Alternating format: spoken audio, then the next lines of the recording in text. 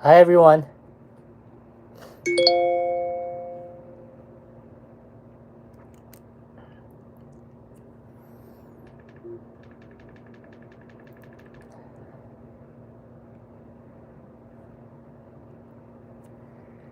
Yes, I'm back finally. How are you, Shuku?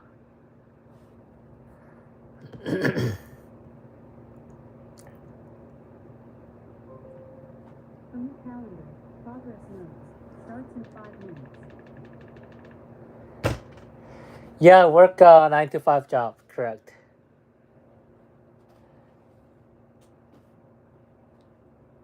What about you?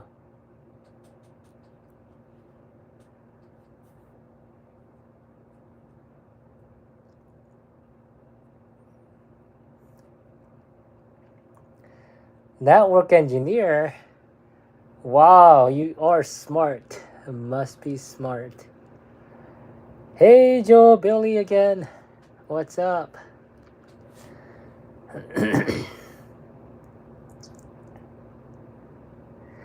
um, I can tell you that I'm in the very low paying field. I can't tell you exactly what title, but yeah, because of I guess I still feel a little uncomfortable sharing like what my job is, but it's not a STEM major or STEM job. Yeah, thanks for understanding.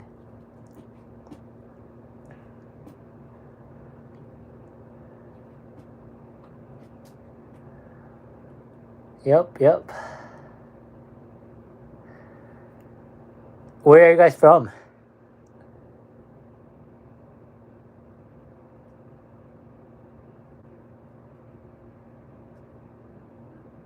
Virginia. Nice.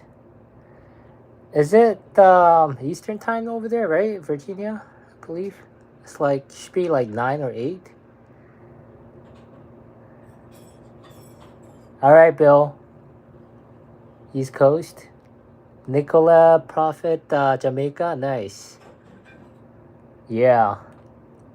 Yeah, I'm in California.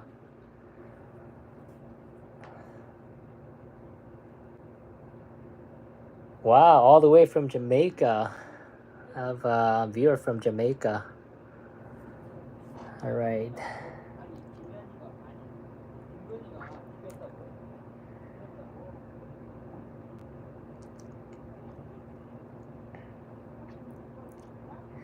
Do I hang around K Town in LA? Not really.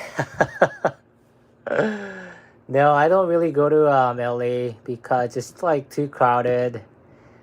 Yeah, I feel a lot of social anxiety every time I go to K Town. Actually, too many good-looking Asian people. I feel very small and inferior. Nikolai Prophet, weird how YouTube recommend me your video when I'm experiencing the same thing. Your first upload. Are you talking about the one that I was talking about how I'm 38 and still living with my parents?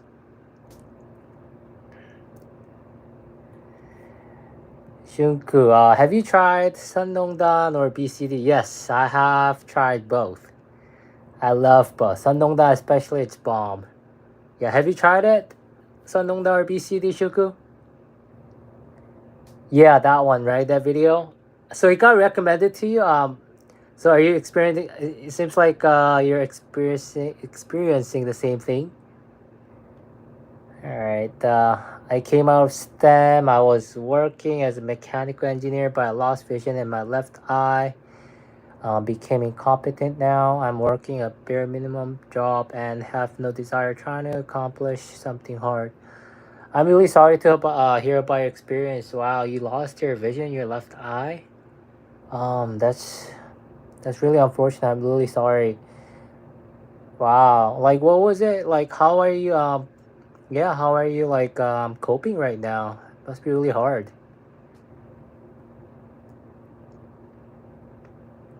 Shuka, you went to LA twice and tried both. Nice, nice. You like BCT for comfort food? Yeah, right. Oh, you actually look very good at your age. Thank you, thank you. Yeah, I don't know this. It's a little really weird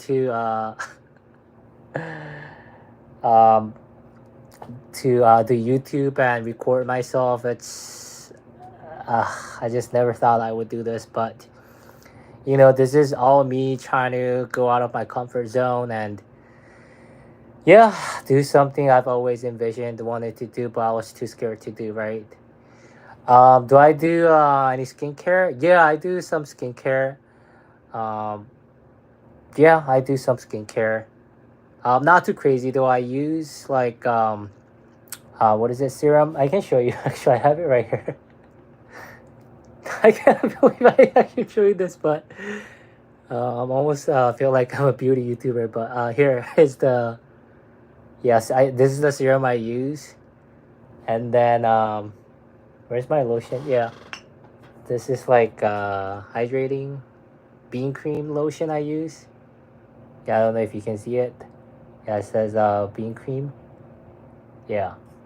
So that's the bean cream I use. Yeah, so I use these two mainly. Oh, also I use sunblock. Yeah, so these three are like my daily routine every morning, and then yeah, every night I try to put on um, these two. Let me see. Yeah, these two. I don't know if you can see, but this is like what is this? Yeah, retinol serum. Yeah, 1%. Yeah, retinol serum, and this is another yeah retinol serum, but this one is like more hydrating. So yeah, this is what I use for night routine. Yeah, yeah. Thank you, thank you. I actually I really didn't really care much about my skin until recently. Yeah, I got started to became really more serious about it because I noticed that I'm getting a lot of wrinkles, or I feel like I'm getting older. So I was thinking at least like this is the least I can do, right? So hi Moonlight Antonio. The first few times you film yourself are always the ones that make you feel weird. I know. Haha. Yeah. Yep. Exactly. The very first one video, as like if you have seen that one, I'm wearing a mask to cover half of my face, right? Because I was it was so cringy, and I was so self conscious about recording myself. I just hated looking at my face, right? So I was gonna like just do that for my whole videos, like my next videos, right? But then after like couple of the videos I recorded, I realized that man, like this is weird, right? Like wearing mask while recording myself, it's not even COVID, or yeah, it's not even COVID. There's not even mask mandate anymore, right? So yeah. Okay, Andrew, you don't look 38. Thank you. Shuku, by the way, um, YouTube has grown so fast. It's your YouTube has grown so fast. It's crazy. You have so much potential. Oh, thank you so much. Yeah, it's crazy how fast my YouTube channel grew. Actually, I did not like couldn't even imagine that this would happen. Right? Yeah, I don't even know how. Right? My goal, original goal was to get like a minimum or like maybe 5 or to like 10 subscribers within like 3 to 6 months. That was my goal. But yeah, somehow I was able to get like 1,000 subscribers in about 2 weeks, which is really really fast, right? All right, TJ, dude, fix your camera. Why are you looking at me from above? I'm sorry. I'm actually I have the camera like I don't know if I can. Yeah, I have the camera like what do you call it, propped against my laptop monitor because I don't have. I usually record it like in my car, right? But I don't have a thing to like prop it up. So like, yeah, other unless I want to hold it like this, right? Yeah, so I'm just like laying it against my laptop monitor. So this will do it for now. But I think in my future videos, I'll probably do live streaming in my from my car. Um, yeah, that way like I have something to prop my camera, to hold my camera, and also I don't know. I like recording it like in the dark setting because my face doesn't have to show as obvious, if that makes sense, or as clearly, right? Yeah, I don't know. All right. Sugar canes. Hi, sugar canes. Your skin is so clear. Thank you so much. I try. Maybe it's the lighting. I don't know. Um, all right. The Moonlight Antonio. Same. I was self conscious too. Right. Man, it's a constant struggle. I feel like I don't think it'll ever go away. This feeling of being self conscious. Like in my 20s, actually, I really tried hard to eliminate these feelings, right? Like feelings of insecurity, feelings of inferiority, feelings of being self conscious, right? But they never really went away. And like I don't know if you guys are familiar with that statement. Oh, fake it till you make it, right? And I actually tried that too. I really tried really really hard to fake it, especially when I'm around other people. I faked my self confidence. I faked my self consciousness. I try to fake everything, right? I try to hide all these I guess uncomfortable negative feelings that was being held inside me, right? And I guess a lot of people took me for someone actually kind of confident, um not as awkward, right? But that wasn't how I was how I was feeling truly inside, right? So I guess I was able to trick other people, but how I was truly feeling inside, it never went away, right? So these days, I don't even try. I just try to embrace them, right? I just like welcome them. This is me. This is how I feel. And probably there's a valid reason why I feel that way, right? And that's okay, right? These feelings don't have to define who I am. I mean, it's these feelings are still part of who I am, right? But yeah, these days I don't even try to fight those feelings. And believe it or not, it's actually better. I feel better about having those uncomfortable feelings now. All right, Joe, Billy, my family are trying to get me to do a good job, social life, but I just know I'm inferior to most people. I was born slightly feminine. I'm not attractive, and just in general bad. So I don't want to try. Yeah, I think you mentioned this too, right, earlier, Joe. I don't know if it was you, but yeah, being born, like, I guess feminine. I'm definitely. I feel the same way, right? Um, since I was young, I was like tiny kid. I was always one of the smallest kids in my classroom. Growing up, I guess because of my size, small size, right, and because of, I guess, my feminine personality, I was bullied a lot actually by both, I guess, males and female, but mainly a lot of like guy friends. I think, yeah, I was bullied a lot. I was made fun of. I was teased a lot for like how sometimes they would call me like, oh, like why are you being so sensitive? Like why are you acting like a girl, right? Because I guess sometimes, yeah, I get easily like offended or hurt, right? Even like by like at these like little jokes or teasing. And yeah, I mean, Joe, like I feel you, feeling that feeling of like not being attractive enough, not good enough. Um, yeah, but mm, my, my advice would be don't try to suppress or don't try to ignore those feelings, right? Don't try to bury those feelings. Don't try to dismiss those feelings, right? Um, some of those feelings, they have a reason why that you feel that way, right? And don't feel bad about feeling those feelings. Sometimes what happens is that, okay, we our initial feeling is that, like, we feel inferior because we feel unattractive. We feel like we're at the bottom our of the totem pole, right? And that's not a very pleasant feeling. And so we start to feel bad. We start to feel inferior. We start to feel like we're not good enough. But then what happens next is that we also start to have feelings about these feelings too. So now we feel guilty for having those feelings, right? We start to feel bad about feeling certain ways, right? For example, I used to think, and I still do to some extent, but I feel like, oh, like, why am I feeling this way? Why am I feeling all these negative emotions?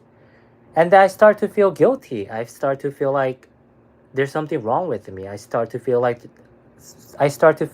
sense of shame too. But it's because I feel like so when you do that, usually what ends up happening is you try to bury or suppress those feelings because you feel bad about feeling those feelings, right?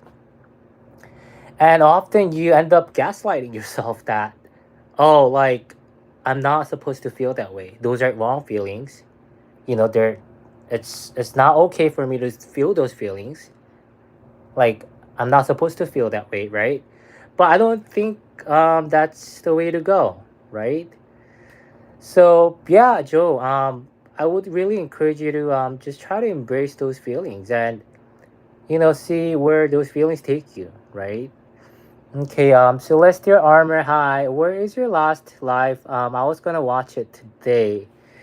I think I accidentally deleted it. I'm sorry. Yeah, I accidentally deleted it. That one was actually a test run. And yeah, I accidentally deleted it. I'm sorry. All right, Moonlight Antonio, YouTube magic is wild. I know, right? All these algorithms, I don't even know how they work. But somehow, yeah, my channel got pretty big pretty quick. I mean, yeah. Shuku, as long as you keep up the consistency with the videos, it will just grow a lot, I think. How do you have the courage to cold approach girls if you have such social anxiety?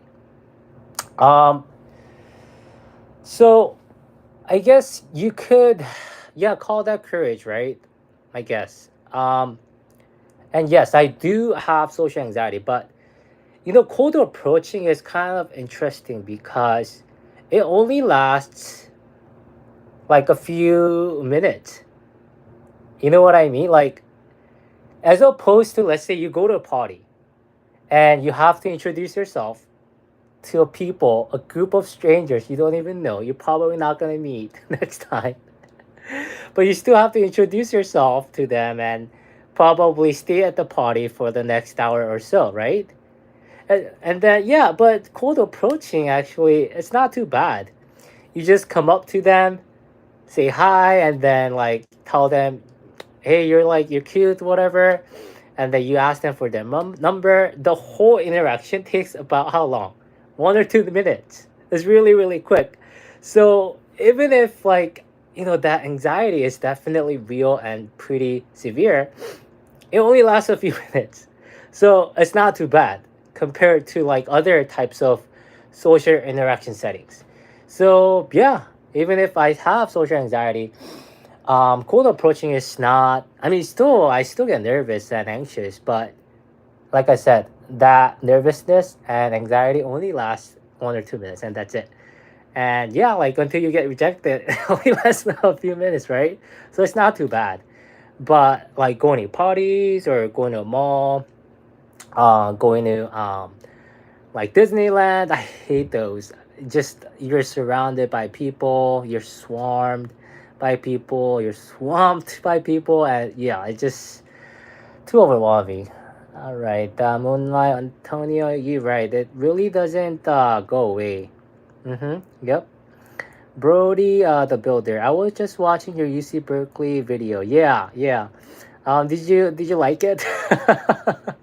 I hope you liked it. All right. Serial casual people pleasing can get toxic. Yeah. My whole life, especially in my 20s, I lived my whole life as a people pleaser, right? And the thing about um, being living your life as a people pleaser is that on the surface, right, you are trying to please other people, right?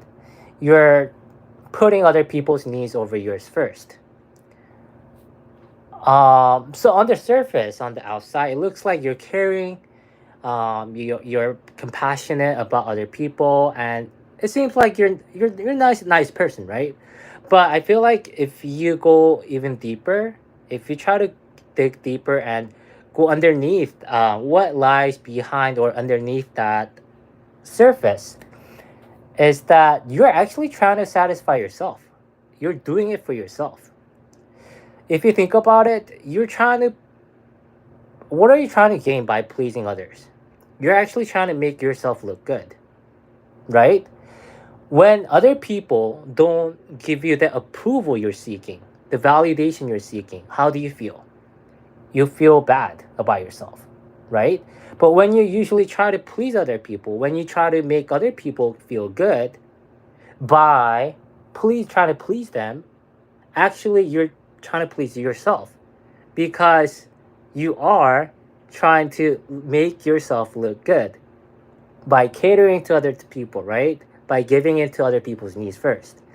So I think it's a very complex, complicated, I guess, psychological process when people try to be a people's pleaser, right? And yeah, I definitely live that life. And I think to some extent, I still am a people pleaser, but definitely not to the same extent I used to be.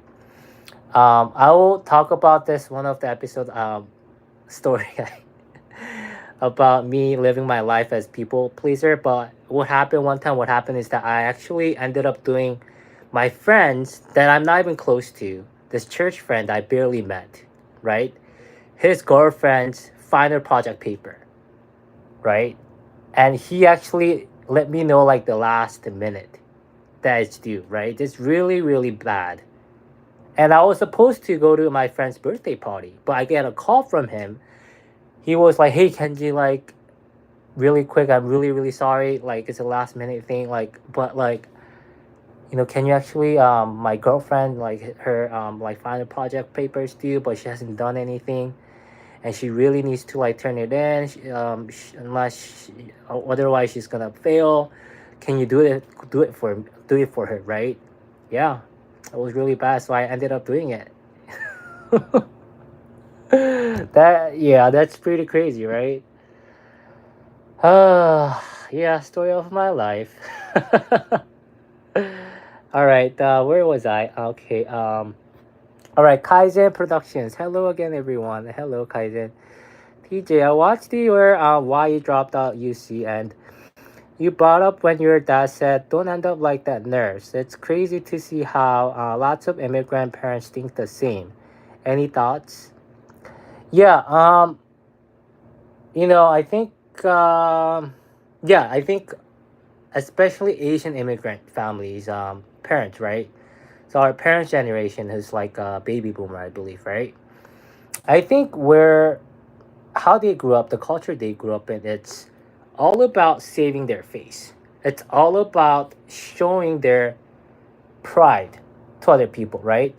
So how you truly feel inside, it's doesn't matter. Why? Because it doesn't. People can't see that. But what other people can see is that what kind of job you hold, right? How much money you make, what kind of car you drive, what kind of house you live in, right? So that's why, like our parents' generation, they don't really care enough about how their kids truly feel inside, what kind of career path they want to go on, right? It doesn't matter to them, for them. All what matters is how prestigious job you can get, how prestigious job my children I what is that I raised up can get, right? And what does that mean? That actually means that, so if my children are successful, that means I did a good job. So, our parents, they're funny because Asian parents, they a lot of often they say this like thing. They say that, oh hey, like I'm actually doing this for you. This is for you. It's not for me. The reason why I try to push you so hard is because of you. It's not for me. It's for you. I'm doing all of this for you. I'm working so hard. We moved all the way from China. We moved all the way from Korea just for you, right? It's for you. It's not for me. So they shove this idea that, like, all that their hard work, all that pressure, all that gaslighting, all that toxic, I don't know, toxic parenting, nurturing, it's all for you, right? But I don't know. I feel like underneath that, I think they are actually doing it for themselves. They want to make themselves look good to their friends, to other people they don't even know, right? Look at like all these Asian people that drive nice cars, right? A lot of them, I know for sure they're broke. But why do they try to drive like Mercedes, Audis, BMWs, Porsche, even if they may be broke? Because they want to look good. They want to impress other people. They don't even know, right? Yeah. Well, that's my thoughts. Yeah, that my 2 cents, I guess. All right, Moonlight Antonio. Becoming comfortable with being uncomfortable is the best way to deal with it. You're handling it well. Yeah. I think in our culture, right? In our culture of toxic positivity, every time you share something negative, like feeling negative, like usually people just dismiss it, right? Hey, you're not supposed to feel that way. Why are you feeling that way? Don't be so negative, right? You're being so negative. What's wrong with you, right? They're so dismissive. They like discredit your entire feeling if it's negative, even if like it's fully, rightfully justified, right? Negative emotions, they have a lot to teach us. Like there's a reason why sometimes you feel negative, right? For example, let's say your manager, your boss, they're really really toxic. They mistreat you. How would you feel usually if that happens? If your coworker mistreats you, are you supposed to feel happy? Are you supposed to feel joyful when you're mistreated by someone else? No, right? Usually you feel angry, you feel the rage, right? You feel upset, right? What are those, negative emotions trying to tell you? They're trying to tell you that, hey, do not let that person mistreat you, right? They're trying to protect you. Those anger, feeling upset, right? They're trying to protect you. Fear too. The very purpose of fear is that their number one goal is they're trying to keep you safe. They're not necessarily trying to make you happy for sure, but they can keep you safe. Very good, right? Fear certainly can be considered a negative emotion, but again, just like anger, fear has its very good purpose to protect us, right? So, yeah, every time you feel a certain emotion, I think it's important to try to really kind of approach that emotion with curiosity and exploring mind. That's how I feel. Yeah. All right. Thank you, Moonlight. Nine, five, 9-5 hi. Hello. TJ, bro said feeling 127 times. Yes, I have said the feeling 100. Maybe I said it too many times. Okay, let's talk about logic now. You know what? who cares about feelings? Feelings, they're not that important, right? Logic is what Here's the we'd have forecast to for tomorrow in Buena Park. sorry, Follows the logic is what we're supposed to talk about, right? Logic is superior to feelings, right? Feelings are for, I don't know, feelings are for those weak-minded people, right? Logic is for the strong-minded people, right? I think logically. I don't let my feelings take over me. I only think logically.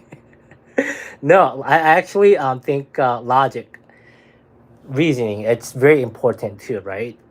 Definitely reasoning has its purpose as well. The thing is that I think feeling and reasoning or logic, I don't think either is like superior or inferior to another. They both have purpose, right? Yeah, so I think at least like the way I think about it is I think we have to be able to use both, utilize both. But definitely don't treat feeling like it's something like inferior or as if it's something that you're not supposed to pay attention to. Because they're just as important as your reasoning, right? Yeah, that's what I'm trying to say. Yeah. But yeah, apparently I said feeling 127 times. So that's funny. Um, Moonlight Antonia, I've been a YouTuber for 3 years and I still don't get it. Yeah, I'm still a very beginner and this is already too good to be true. Like having all these subscribers and even live streaming right now. Oh my gosh, I just hit 30 people, right? I just, you know what? I don't even know how this is happening, It's just, but all I can say is I feel very grateful for all this happening. Yeah, for all of you guys. All right, Hernando reads, a big fan of your content, very laid back and relatable. Please keep making vids. Yeah, Hernando, definitely. Thank you so much for your kind comment. Yeah, I definitely, hopefully, I can, continue to make these videos that you guys can find relatable. Yeah. All right, Brody the Builder. Yeah, I could relate to it. Terminal Potos. What's up? What's up? Yeah, I missed your live earlier. Yeah, there was nothing much. It was like a test run. I didn't even show my face earlier. But yeah, I don't think you missed much. Kaizen Productions. Oh man, that's pretty crazy. I wouldn't even do the final project paper of a close friend. Glad to know you learned from your lesson. Yeah. So back to that story. After, so I worked on that paper for like a couple of hours, right? So I went to my friend's birthday party. I shouldn't have too much spoiler, but basically after that happened, that was like I think that was like the wake up moment for me.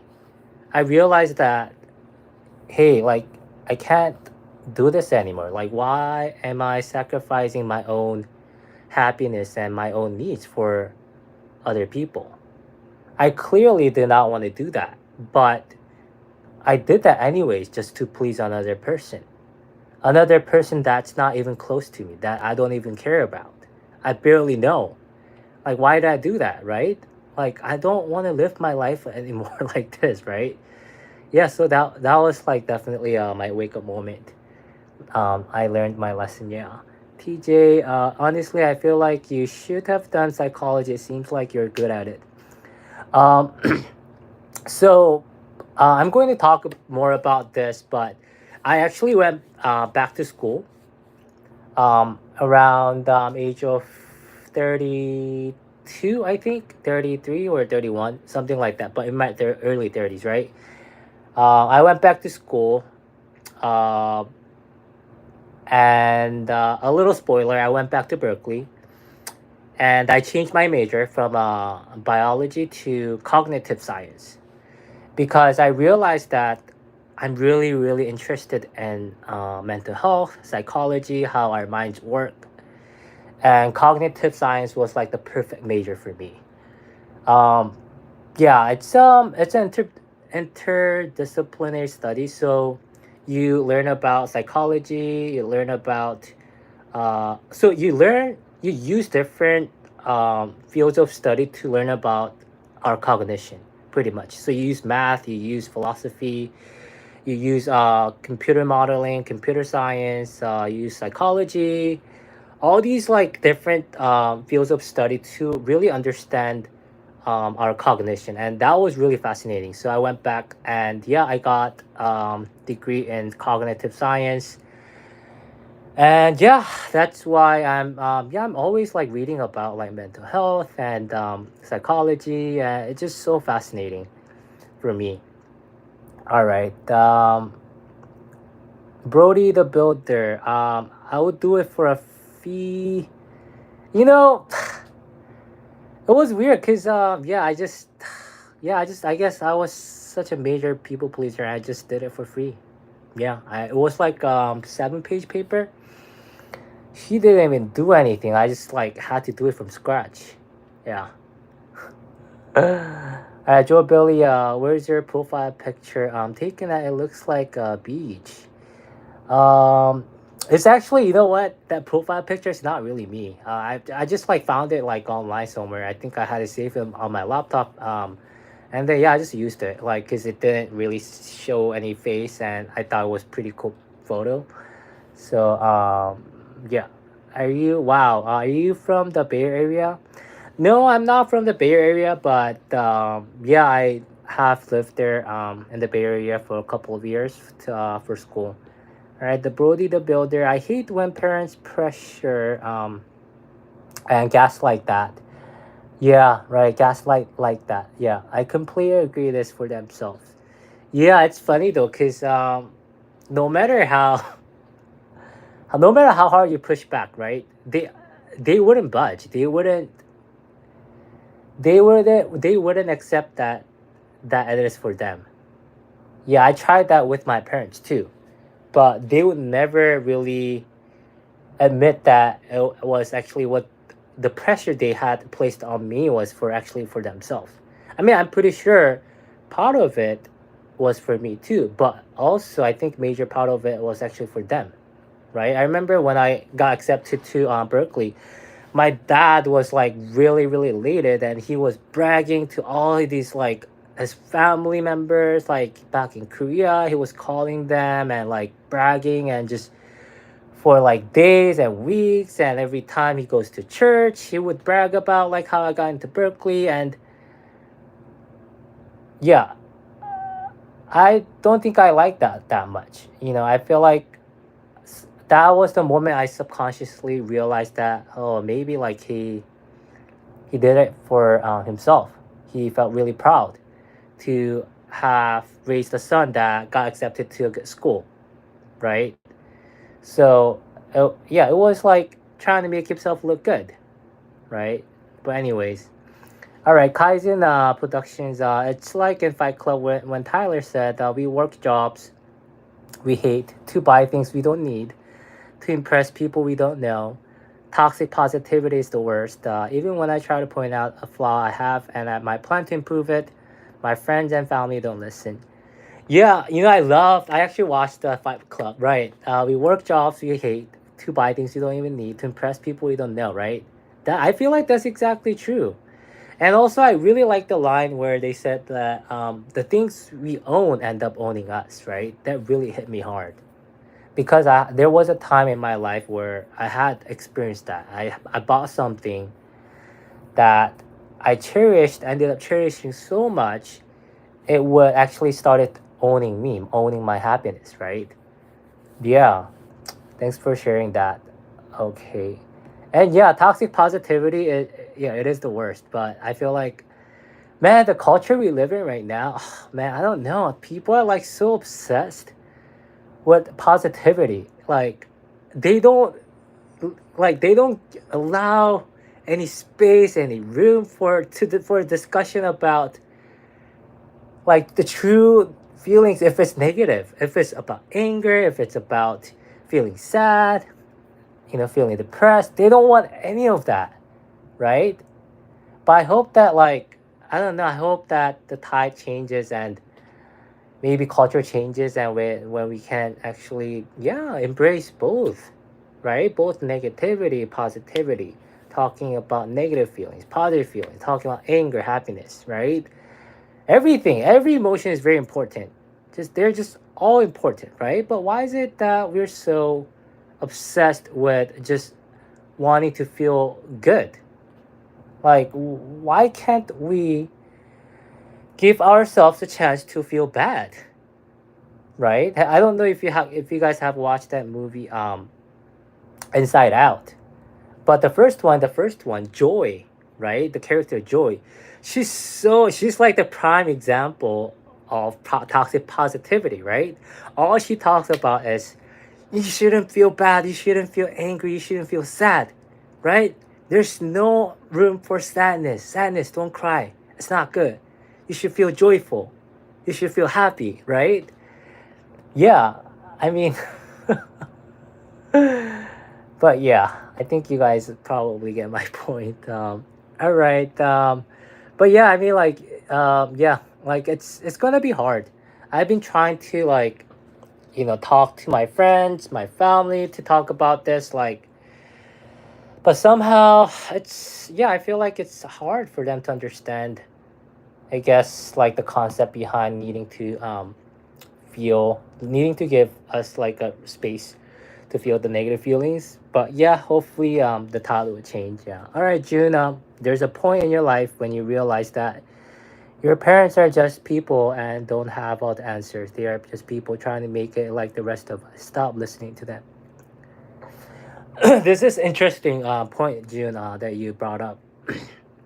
I think, like growing up, we I think it's just deeply and automatically wired in us that we are wired to trust our parents. We are wired to believe our parents. We are wired to follow our parents, right? Because they're our caretakers, right?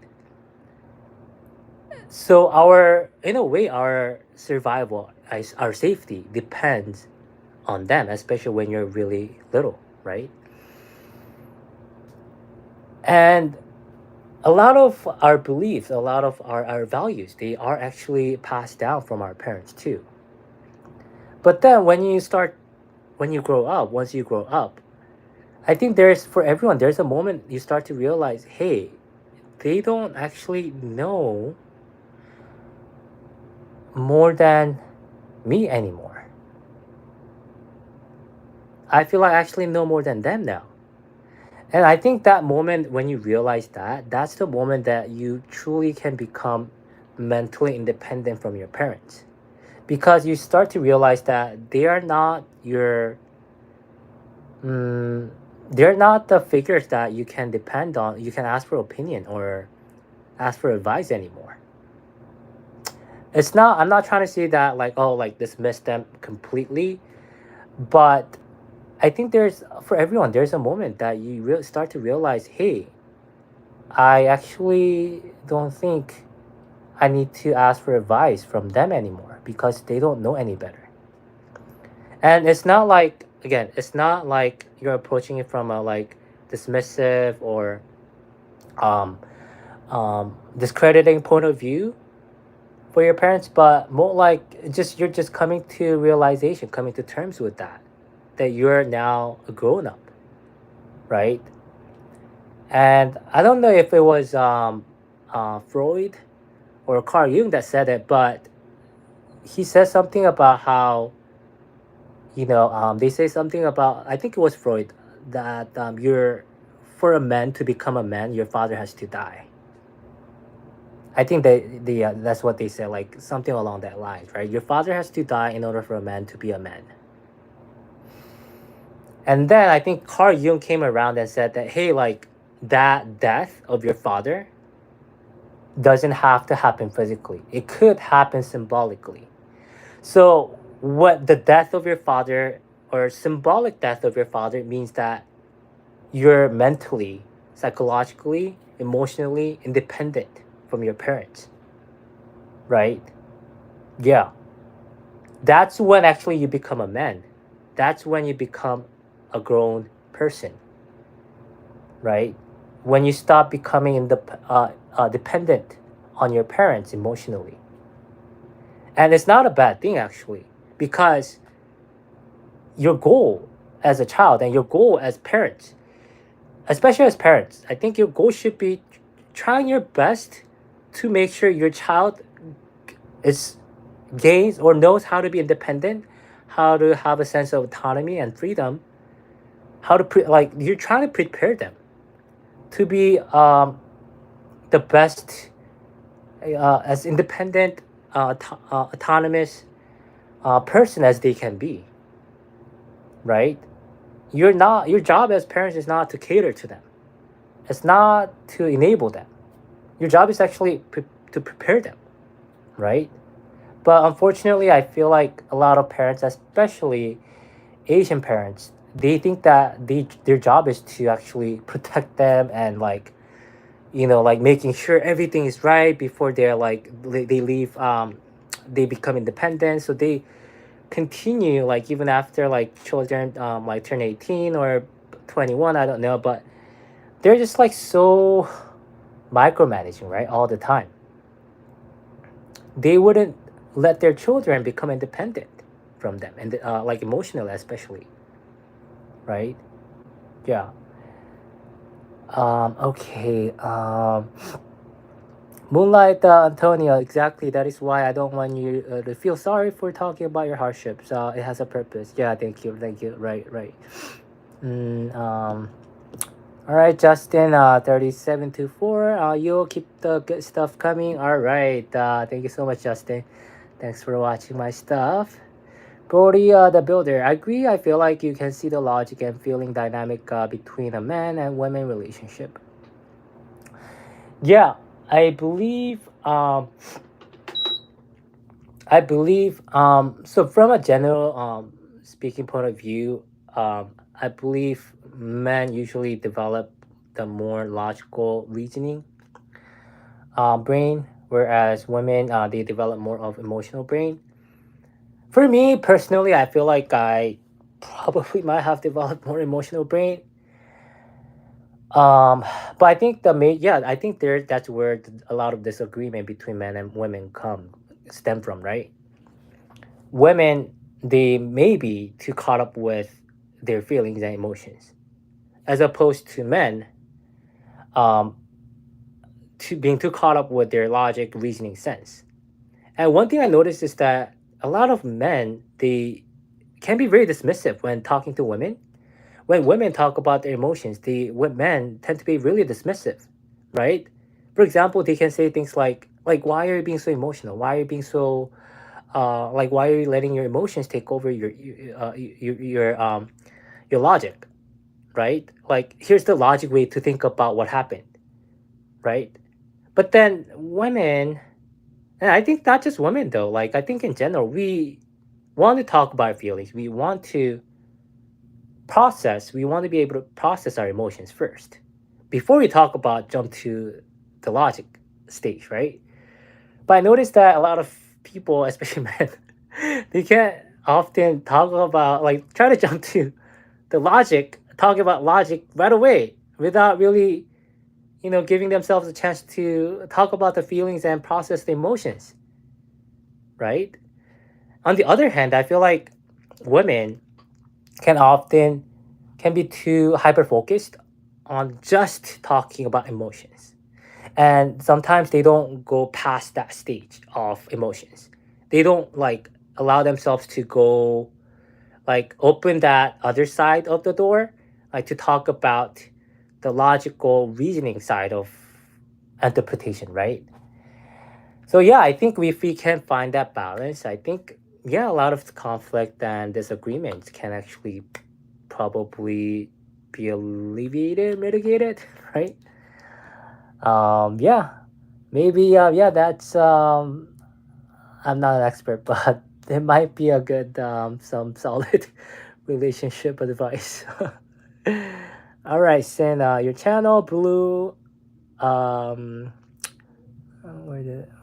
Oh, okay. Sorry, guys. A lot of chats. I feel like I'm behind a lot of chats, but yeah. Sin. Your channel blew up because you're interesting. I binged all your vids in one day. Whoa, Sin. That's crazy. I couldn't even binge all my videos in one day. It's funny because you know how I told you like I'm really like self conscious about my face, my appearances. I'm like insecure about myself. So I record my what happens is that I record myself, I upload it, and I don't watch them. I just like the only time I watch them is like making sure my audio is like actually recorded or correct. Like it's not too loud or it's not too like small. Yeah, I just check the audio, like skim through, and then I'm like, okay, this is good, and then I never watch the video again. It's like so cringy, right? All right, but thanks a lot, Sin. That's just so kind of you to see that. You know, like it's so funny and interesting how before I decide to start YouTube channel, I was always toying with this idea of like, hey, like I might want to like start YouTube channel, but for a while, right? But then I don't know. I kept thinking to myself, man, like who's gonna want to hear me out? Who's gonna want to hear my stories? I'm nobody, right? I'm not funny. I'm not interesting. I'm not that articulate. I don't speak fluent English. It's not my first language. You know, it just yeah, I just never thought that like me starting YouTube channel would like anyone would be interested in watching it, and right. And you know, one time I talked to one of my sisters, and she said, yeah, no one's gonna watch you. Like you're boring. No one wants to know about you, right? No one wants to hear about your personal life. Like you're no one, right? I was like, yeah, that's true. Like, yeah. So I just like kept pushing the idea of like starting YouTube. Just kept pushing it off, pushing it back for so long, and then until recently, I just had a burning desire in me. I was like, hey, like even like if I could reach out to maybe 5, 10, 20 people, maybe like 50 people, that's already going very high, but like 50 people, then man, like I'm already bringing like an impact, hopefully positive impact, right? To these like so many people, like 40 people, that's a lot, right? Like, yeah, like I want to have like I feel like I might have something to offer, and if I could help at least like 10 people, 5 people, like I want to do it, right? So that's how, yeah, I all started it. Yeah, but yeah, it's so crazy, like, but thanks for binging all my videos in one day. I really appreciate it. All right, Moonlight Antonio, it's crazy, right? But you're doing an amazing job. So I'm looking forward to more logic stuff. Yeah, more logic stuff coming hopefully. Yeah, but apparently I talked about feelings 137 times, right? But now I'm talking about logic somehow, right? So there's a little balance over there, I think, right? All right, TJ, it's crazy to see how social media can make you millions if you get lucky from YouTube, gaming, bunch of crazy people on social media make millions too. It's crazy how doctors can't make a lot. Yeah, yeah, read below. They spend 10 years of their life for it compared to random people making videos and make millions from it. It is luck at the end of the day. You know, I've thought about it too, right? I used to think that, man, like, why is it that all these like doctors, especially doctors, all these like professions that actually help people, heal people, cure people, right? Don't even make as much money. I mean, doctors make a lot, by the way. They make like $300,000, 400. It's no joke. That's a lot of money, right? But compared to all like these, I guess, very famous Instagram influencers or TikTok influencers, I'm I believe they make like millions of dollars, right? Easily. So I had this feeling of like thought of like, man, like it's so unfair, right? And you know, it's funny because one of my friends, high school friends, that he's in Korea right now. He's a doctor over there. And one time he sent me, we sometimes we text, and sometimes he would text me complaining about how like is living a miserable life. He's making only like only making like $200,000. That's a lot of money, by the way, especially in Korean standards. But like he's only making like $200,000, while all these um what is it, influencers on like social media, social network, they're making millions of dollars. So unfair. They didn't go through schooling as much schooling as he did. It's so unfair. Yeah, I used to think it's unfair, but I don't know. Is it really unfair though? Like I start to come to realize that like in capitalism society, at the end of the day, it's about how much of value you bring to people, how much of value you bring to the people is actually reciprocated by the people that want that value, right? So yeah, I think in other sense, I think it's pretty fair, right? If influencers or other people can bring that value to the table on the table, and you know people find it interesting, people find it valuable, yeah, they get rewarded for it. And I think that's actually pretty fair if what they bring to the table is desired by other people. All right. All right, Joe Billy. Whenever have friends, they don't respect me as much as I respect them. I just get treated like that weight. I can see they get along with others more than me, so it's not worthwhile. Yeah.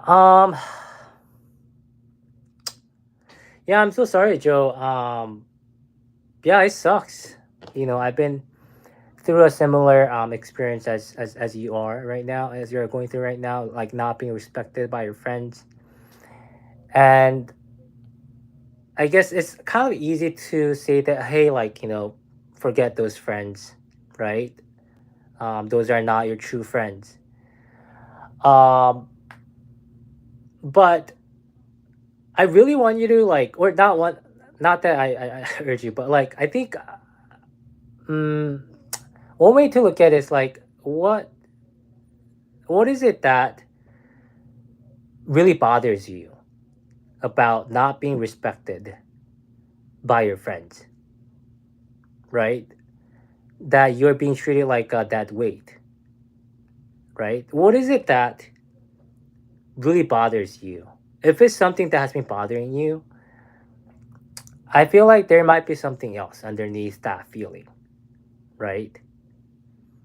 Mm, like I said earlier, like me living my 20s, the whole 20s, like as a people pleaser.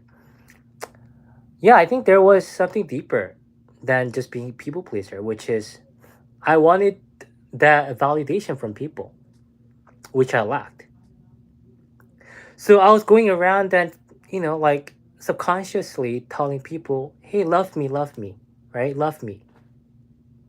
Give me validation. I need it. So, in a way, I think it said more about me than them, actually. I could have easily dismissed it as like, oh, like that person used me, right? But in a way, I think there was also something in me that actually, I guess, let that happen. Let that friend use me, right? So yeah, Joe. I would try to. Yeah, it really sucks. Like that people don't respect you. Like it's not a good feeling.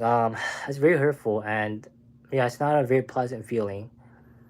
So yeah, allow yourself to feel that feeling. Also, I would encourage you to, yeah, if to see if to explore, to see if there's any other feelings behind feeling disrespected and not feeling good about it. Yeah. All right. Jay Lee, hey Kenji, I saw your video about you're living with your parents at age 38. I'm 33, Asian, and I'm with my parents. I never give up, man. Your story is motivating. Hey, thank you, Jay. Thank you so much. Yeah. All right. Aurora. Oh, hey, I don't know if you remember my comment. I got into UC Berkeley for cognitive science, but didn't end up going. Haha, how you describe it makes me feel a little regretful. Low. Yes, Aurora. I do remember your comment. Like I was actually wasn't sure if I should reply to your comment. I went back to Berkeley and switched my major to cognitive science because I could see that I could sense from your comment that um my reply might make you feel regretful, right? So I was trying to be careful, From the couch, but read on being a therapist um starts in yeah, I mean, I think yeah, I don't know what to say. I mean, this feeling of regret, it's real, right? It's not trivial feeling because I think regret is about it happens when you wonder what might have happened, what could have happened had you taken a different path, had you made a different choice, right? And this feeling of regret, I struggle with that all the time, right? It goes all the way back to probably um, this when I was deciding between UC Berkeley and other schools, right? My regret I struggle with sometimes, not as much anymore, but I used to struggle a lot in my 20s is that, oh, like, what would have happened had I gone to an easier school? What would have happened had I gone to a community college, right? What would have happened had I not let my parents dictate my life? What would have happened had I not let my dad make all the decision for me, like in my 20s? What kind of school I need to go to? What kind of major I need to do, right? Yeah, it's those regrets don't stop in a way. So yeah, I think um, maybe one piece of advice I would can give you is that yes, try to sit with that regret and really think about what could have happened had you actually gone back. And w- often regret comes with fear, right? What is the fear that you're trying to avoid, right? I think I probably might try to start there, right? I don't know what I know. Sorry. Just trying to help. Yeah. Hope that helped. Or all right, Jack C. Wee. Do you have any plans to get into a relationship? For me in my 20s, I feel happy single, but it would be nice to have a girlfriend. Um, you know, the thing about relationship, um, at, at least from a guy's, I don't know. Like I think I don't speak for all guys, all men, right? But maybe I think I could maybe speak for some of the guys that may be struggling in the dating world, right? I feel like I can't exactly have a choice to plan. That's my direct answer, right? It's not very easy, right? Especially for a lot of men that struggle and dating, right? Um, so I mean, for you being in your 20s and you feel happy single, I mean, but it would be nice to have a girlfriend. So it sounds like you have like a little bit of conflicted feelings, right? You like being single. You probably like your freedom. You probably like that independence, right? Probably you like that not being nagged. But on the other hand, yeah, it would be nice, right, to have a girlfriend, right? To have someone maybe you can have a nice chat with, you can talk about your feelings, right? Not just logic, feelings, right? You talk about your feelings 137 times. You can talk about, yeah, like your interests, your hobby. You can do your hobbies together too, right? You can probably go to a gym together, or if you guys are both into like playing video games, You can both play video games together. That would be so nice, right? Go out to eat together. There's so many things you could do when you have a girlfriend, and it's like, what is it? Yeah, it's like very comfortable. Mm, I guess access to have mutual, great, meaningful mutual experience, right? Time 7 p.m. Yeah. So yeah, I think maybe if you could like write down maybe pros and cons, right, for having a girlfriend and staying single, and then maybe try to pick out the ones that you actually value the most, right? Do you actually value freedom over, I don't know, like talking about or having a great, meaningful, mutual experience with a girlfriend, right? If you value freedom and independence more, probably will stay single for now. And it doesn't mean that you have to stay single forever, right? Yeah, you could always change, but maybe like stay single for another year or two, right? And see what happens. Yeah. All right, Michelle Kim. I think it makes you wonder if your parents will still love you without your accomplishments. I think you left another comment, Michelle. But nowadays, my parents accept that they pushed me and my sibling for themselves and for us, and it actually makes them unhappy to be overly entangled with their children's success or lack thereof. Yeah, it's. Mm, I think like a lot of times we talk about unconditional love, right?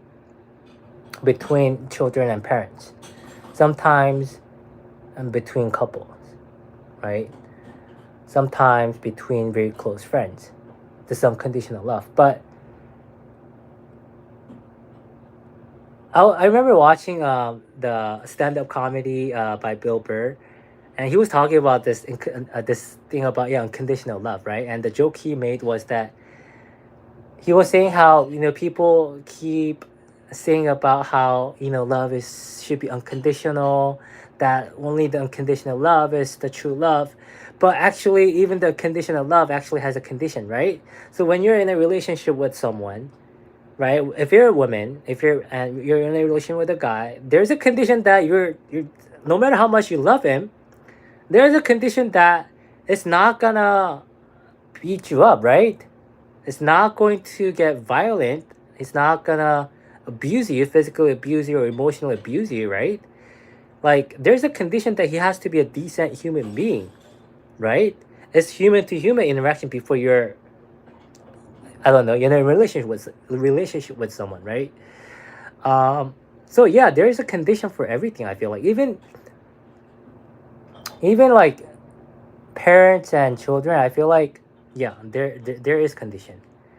And yeah, it's true that like they probably did it for you or for us children, but also for themselves, right? And yeah, they can be very entangled with their children's success or lack thereof, because what happens is that, okay, so like you said, you mentioned overly entangled, right? I think that overly entanglement, it's I think it translates to over identification, right? So what happens with parents that gets overly entangled with their children's success or children's failure is that they start to identify with children's success or failures. They're no longer identifying with whatever the achievements or failures they have had for themselves. Their whole identification as a person, as an individual, actually happens with starts to get entangled with children's success, because that's their children's success is their success. It's their identification now, right? And I think that's why it's so hard for a lot of parents to let go of that entanglement. They're like holding so tight onto it, right? They're even no matter how hard, the children wants to like untangle it, be free from their parents. Actually, often like parents are the ones they're like holding on to it. They're clinging onto it, right?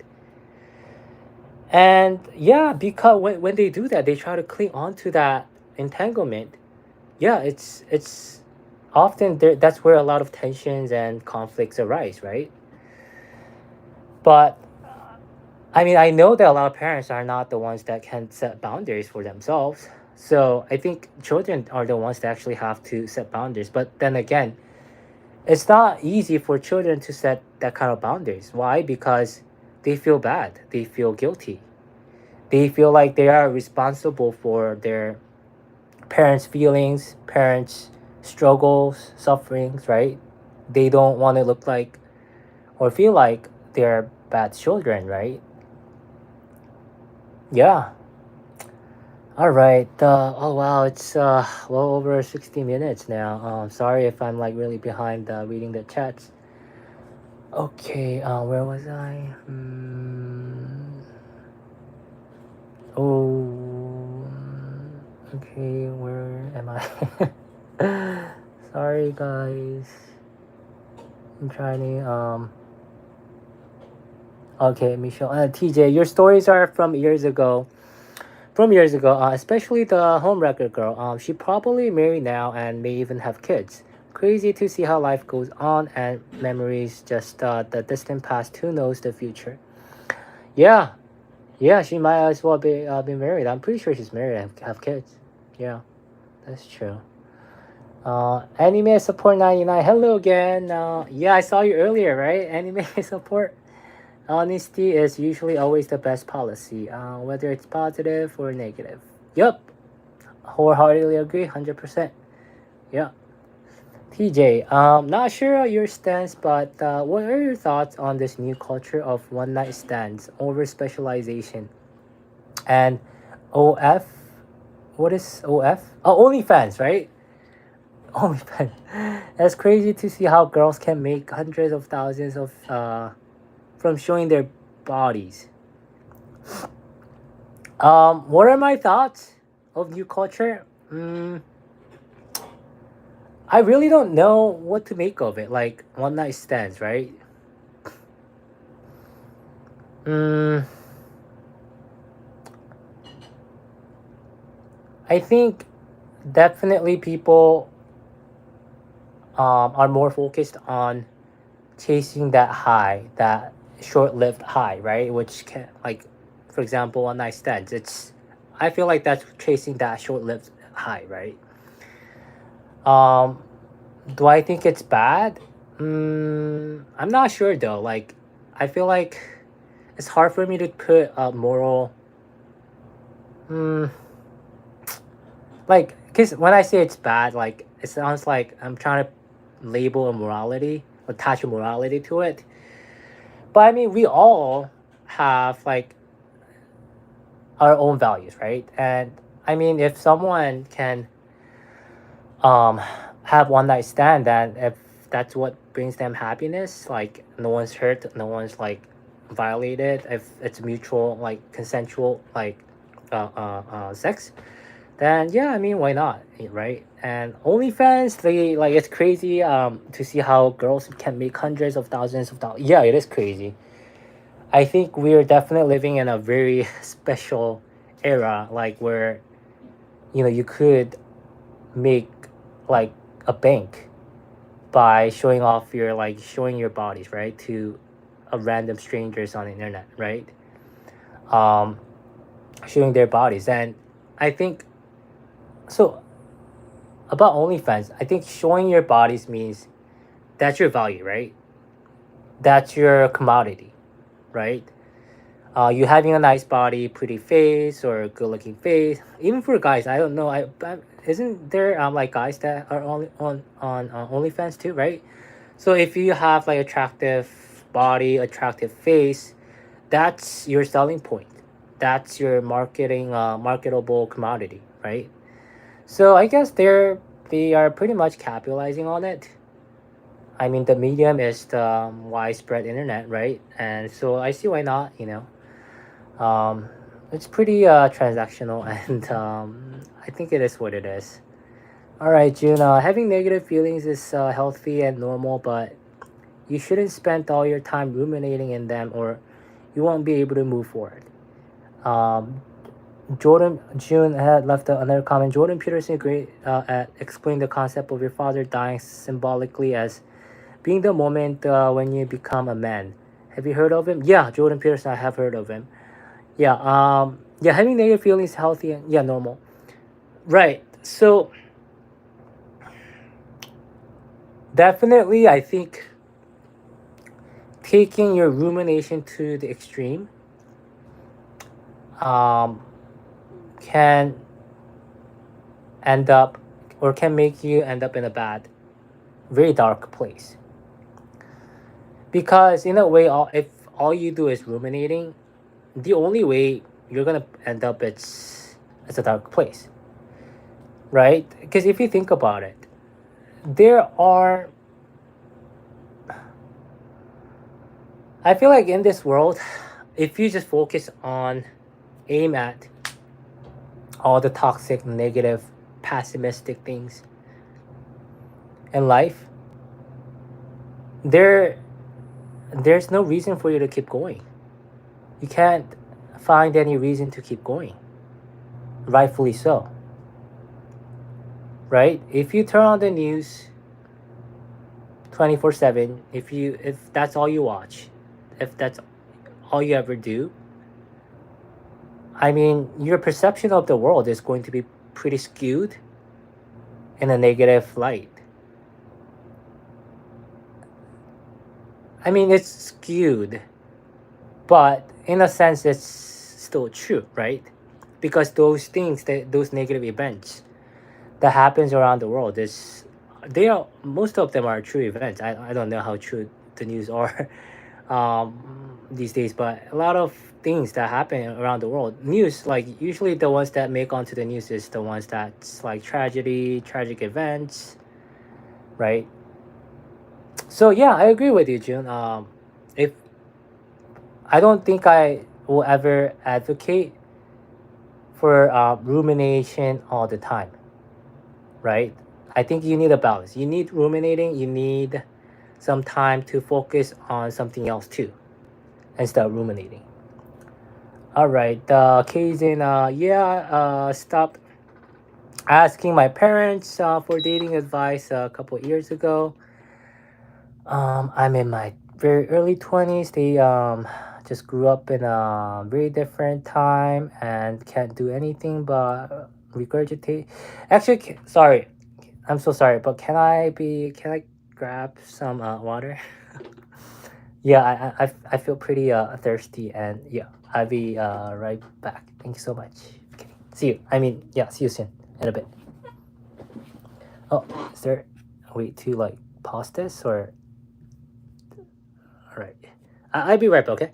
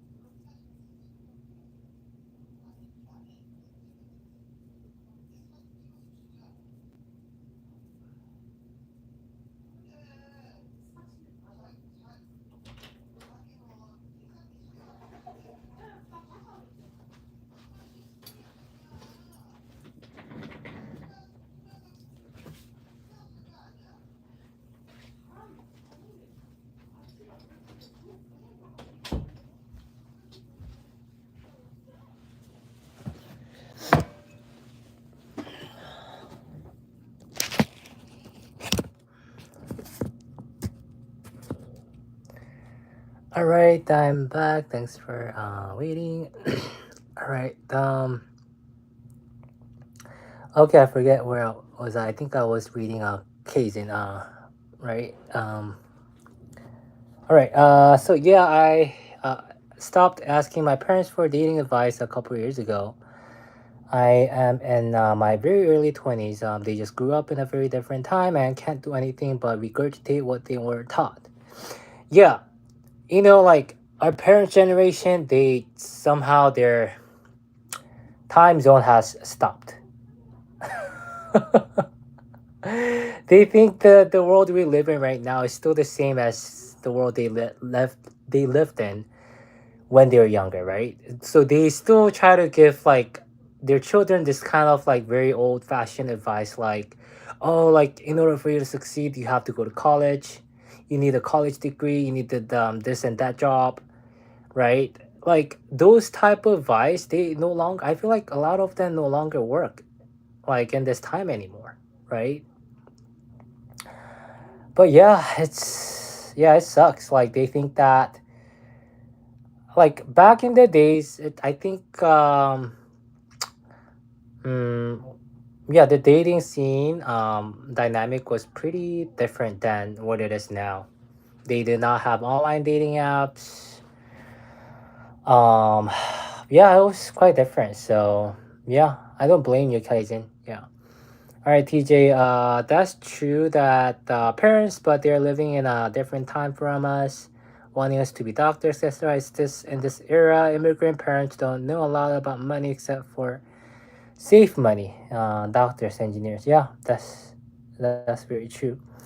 And also, I noticed that like a lot of Asian parents they think that like saving money is like the best way to go, but if that's all you do, if you just save money, inflation is going to kill your money, right? My parents when I was growing up, they never talked about investing, right? They don't know nothing about investing. They think that investing like buying stocks, it's gambling.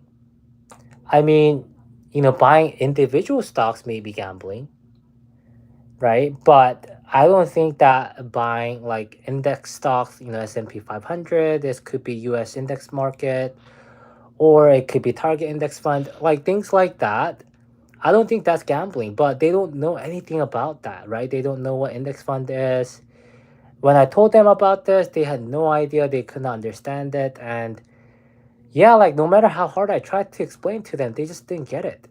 And they would keep telling me that, like, you can't, like, telling me that buying stocks is like risky, right? And how I should just save money, like, put my money in the savings account, right? Yeah. Okay, Brody the Builder. I agree. That's why you can't lean too much on the emotional or the logical side. I find myself being too logical or and dismissive, as you said. Yeah. I mean, I find myself being too logical sometimes too. Even if I consider myself quite an emotional person, but there are times when I feel like I could be really dismissive. If it's something that I don't find relatable, yeah, I can definitely. I think we all have that, right? But I think an important thing is that we catch ourselves like we when we do that, right? I think that's the first step. So like these days, I'm just happy like whenever I'm able to catch myself when I'm being dismissive. Yeah, that I think that's like where we can start. Tea advice. Anyone who has kids is dumb, including all our parents.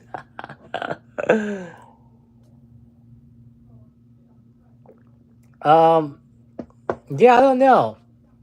I'm not sure if having kids is dumb. But um, I think being healthy, good parents is hard. Just because you had kids and you fed them food does not necessarily mean that they were good parents, right? They did a good parenting. But unfortunately, our parents' generation, baby boomers, they tend to think that, oh, as long as I fed my kids, I'm a good parent, right? Doesn't matter what I said to them, how I treated them, how I made them feel. Doesn't they're they don't matter, right? I fed them. I made sure they don't go hungry, right? So once that is checked, I did a good parenting, right? All right, John Lee. Hey man, really enjoy hearing your vlogs. As someone who grew up on the East Coast, I was wondering how growing up on the West Coast was like for you. I haven't been to the East Coast. Never. What was it like growing up on the West Coast? I feel like it's hard to say. I guess like probably I'm in a California bubble, right? Um, Growing up in the West Coast, I don't know. I hardly experienced any racism, I guess, which is a good thing. People, I don't know. I noticed that people tend to be very nice usually. That's one thing I noticed, and yeah, the weather is nice. Um, I like how the roads, except for LA, like downtown, but like Orange County area or suburb area, right? Like those are like the roads are nice and easy to drive, like wide, right? So I like that. Um, yeah, it's like yeah, that's all I can say, I guess. Moonlight Antonio, ha ha ha, same. I just watched to check if everything is good, ha ha ha. All right, Inari Blast, hello, hello. All right, Brody the Builder, that's crazy. Many people get views and become famous from telling their story and giving advice. Yeah, yeah, I think so. Yeah, right. Mm-hmm. Jay Lee, I might make my own story too. Going to start a YouTube channel as well. Hey Jay Lee, I wish you good luck. Yeah. All right. Kisan three. Yeah. I personally like enjoy listening to humble people who have gone through dilute and hardship in life, especially if they do it in a humorous way and offer some life lessons. Difficulty, not that difficulty through difficulty and hardship in life. Oh, I see. Yeah, I feel the same way. Mm, I hope that yeah, I can try to do that right. Approach, share my story from a humble, point of view, right? But you know, I want to say this. I think I definitely have gained a lot of sense of humility over the years, especially over after a lot of my failures in my 20s. Back then, I feel like I had a lot of pride. Back then, I had a lot of ego. And I really let my ego and pride dictate every aspect of my life, I feel like. Right? Um, Still, those type of ego, pride, yeah, there are still some areas in my life where I feel that. But yeah, I try to be more mindful of that too. Um, I feel like sense of humility is going to will open so many more doors than um, a pride will ever open. Right. All right. Inari Blast. Hello. Yeah. Oh, yes. I read that one. All right. Brody. The builder. A lot of people like myself look for videos and podcasts to listen in our free time or while playing games, cooking, etc. Yeah, yeah. I do that too. I listen to like podcasts or like videos. That's just like easy to listen to like while I play League. Ubunga. Yo, what's up, UNC? Does that stand for uncle? I think you left that too, right? UNC dot. I think yeah, I think it stands for uncle, right? I think you left that in your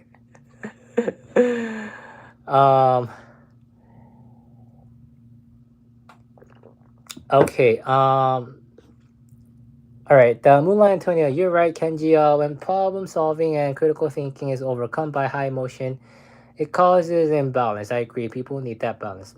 Yeah, it's all about balance. I feel like balance is very, very important. June, I've heard you talk about your insecurities about your height. I lost my hair in my early 20s. Life isn't fair. I worked on things under my control. Play the hand you were dealt the best you can. June, amen. Yeah, exactly, right? Playing the hand you were dealt the best you can. Especially like man, it must have like really hard for you. Like have been really hard for you, especially in your to lose your hair in your early 20s. That's pretty early to start losing your hair, right? Yeah, what was it like for you? Like how did you were you always like were you able to overcome, or I guess should I say, like, were you able to move from that state of, I guess, insecurity when you start losing hair to state of like feeling I guess comfortable about losing hair, and that mindset of like, oh, I'll just play the hand I'm dealt. Like was that easy for you to like move that from the previous state to the next state? T advice, life's unfair. Yep, life is unfair. it's it's funny though, like some people seem to mm, have no problem accepting that fact, but I'm not them, right? I'm definitely not them, right? Those people who can easily just accept that as a truth of life being unfair, right? As a truth of life, and just move on. I don't know why. Like, for me, it's quite actually hard.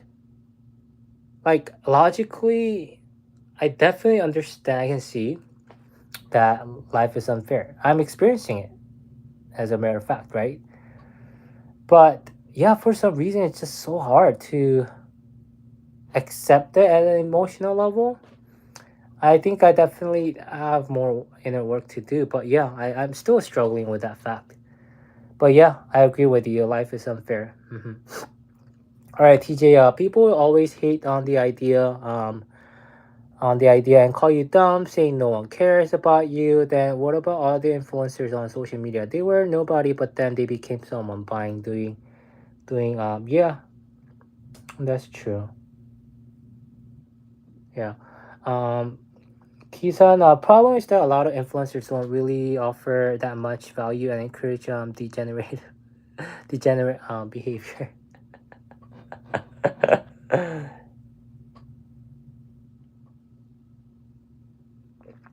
I feel like some of the influencers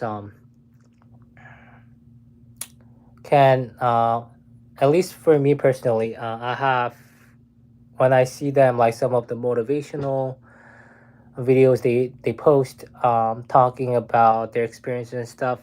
I mean, I'm pretty sure they have their fair share of like life difficulties, but I don't know. Somehow it rubs.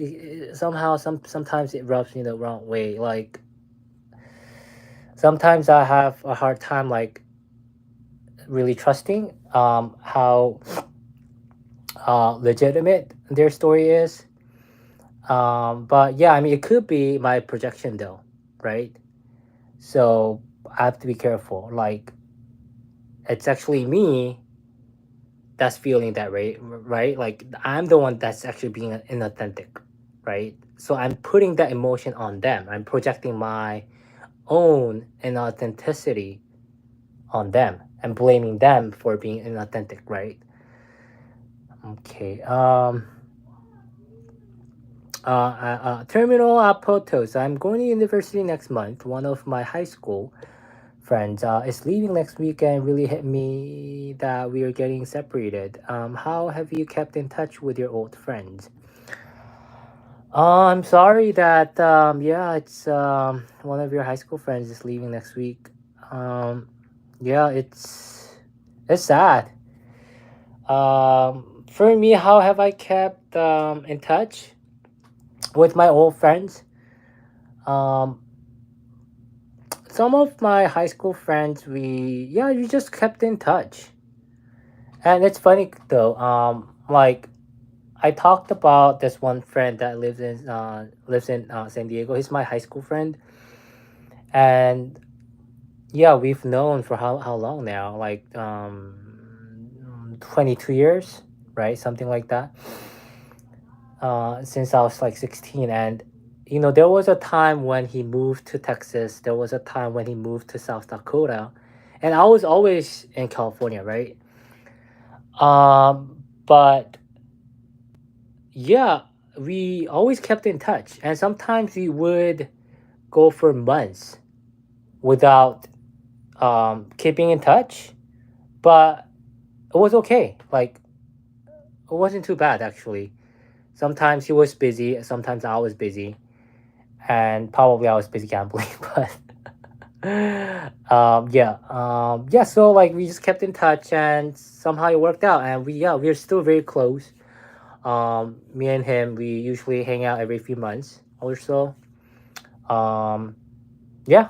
So hopefully, like your friend, I think you can like keep in touch and yeah, talk about your feelings whenever you feel like there's a creeping or this feeling that creeps up, right? Like that you feel like, oh, like they are being distant, or your friendship is not as same anymore.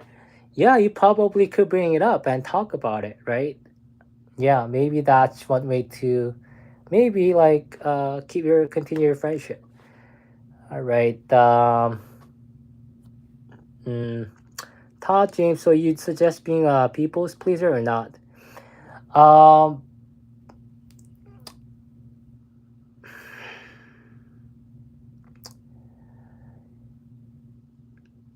I don't know if I suggest being one or not,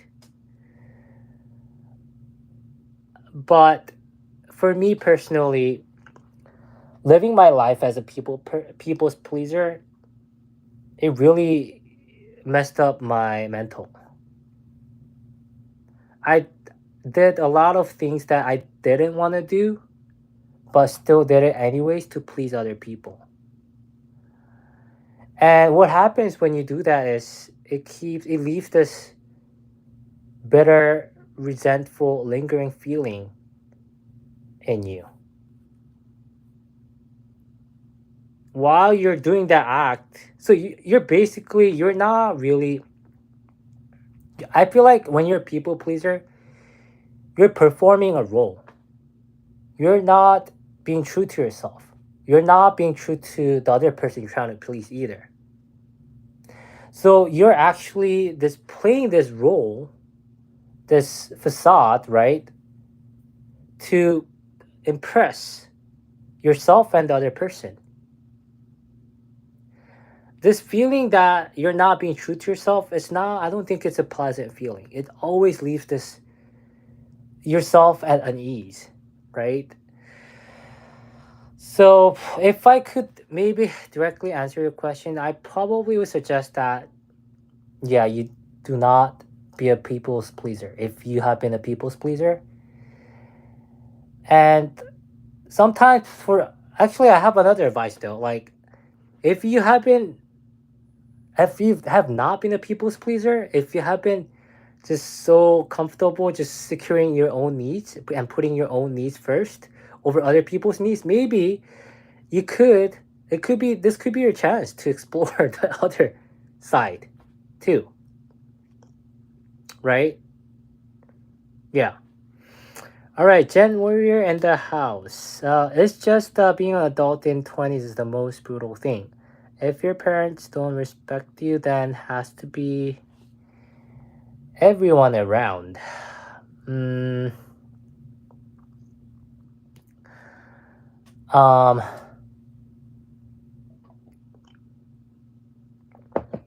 sorry, let me read that again. It's just being an adult in the 20s is the most brutal thing. If your parents don't respect you, that has to be everyone around. So, like, are you saying that if your parents is not don't respect you, everyone around you is not gonna respect you, right?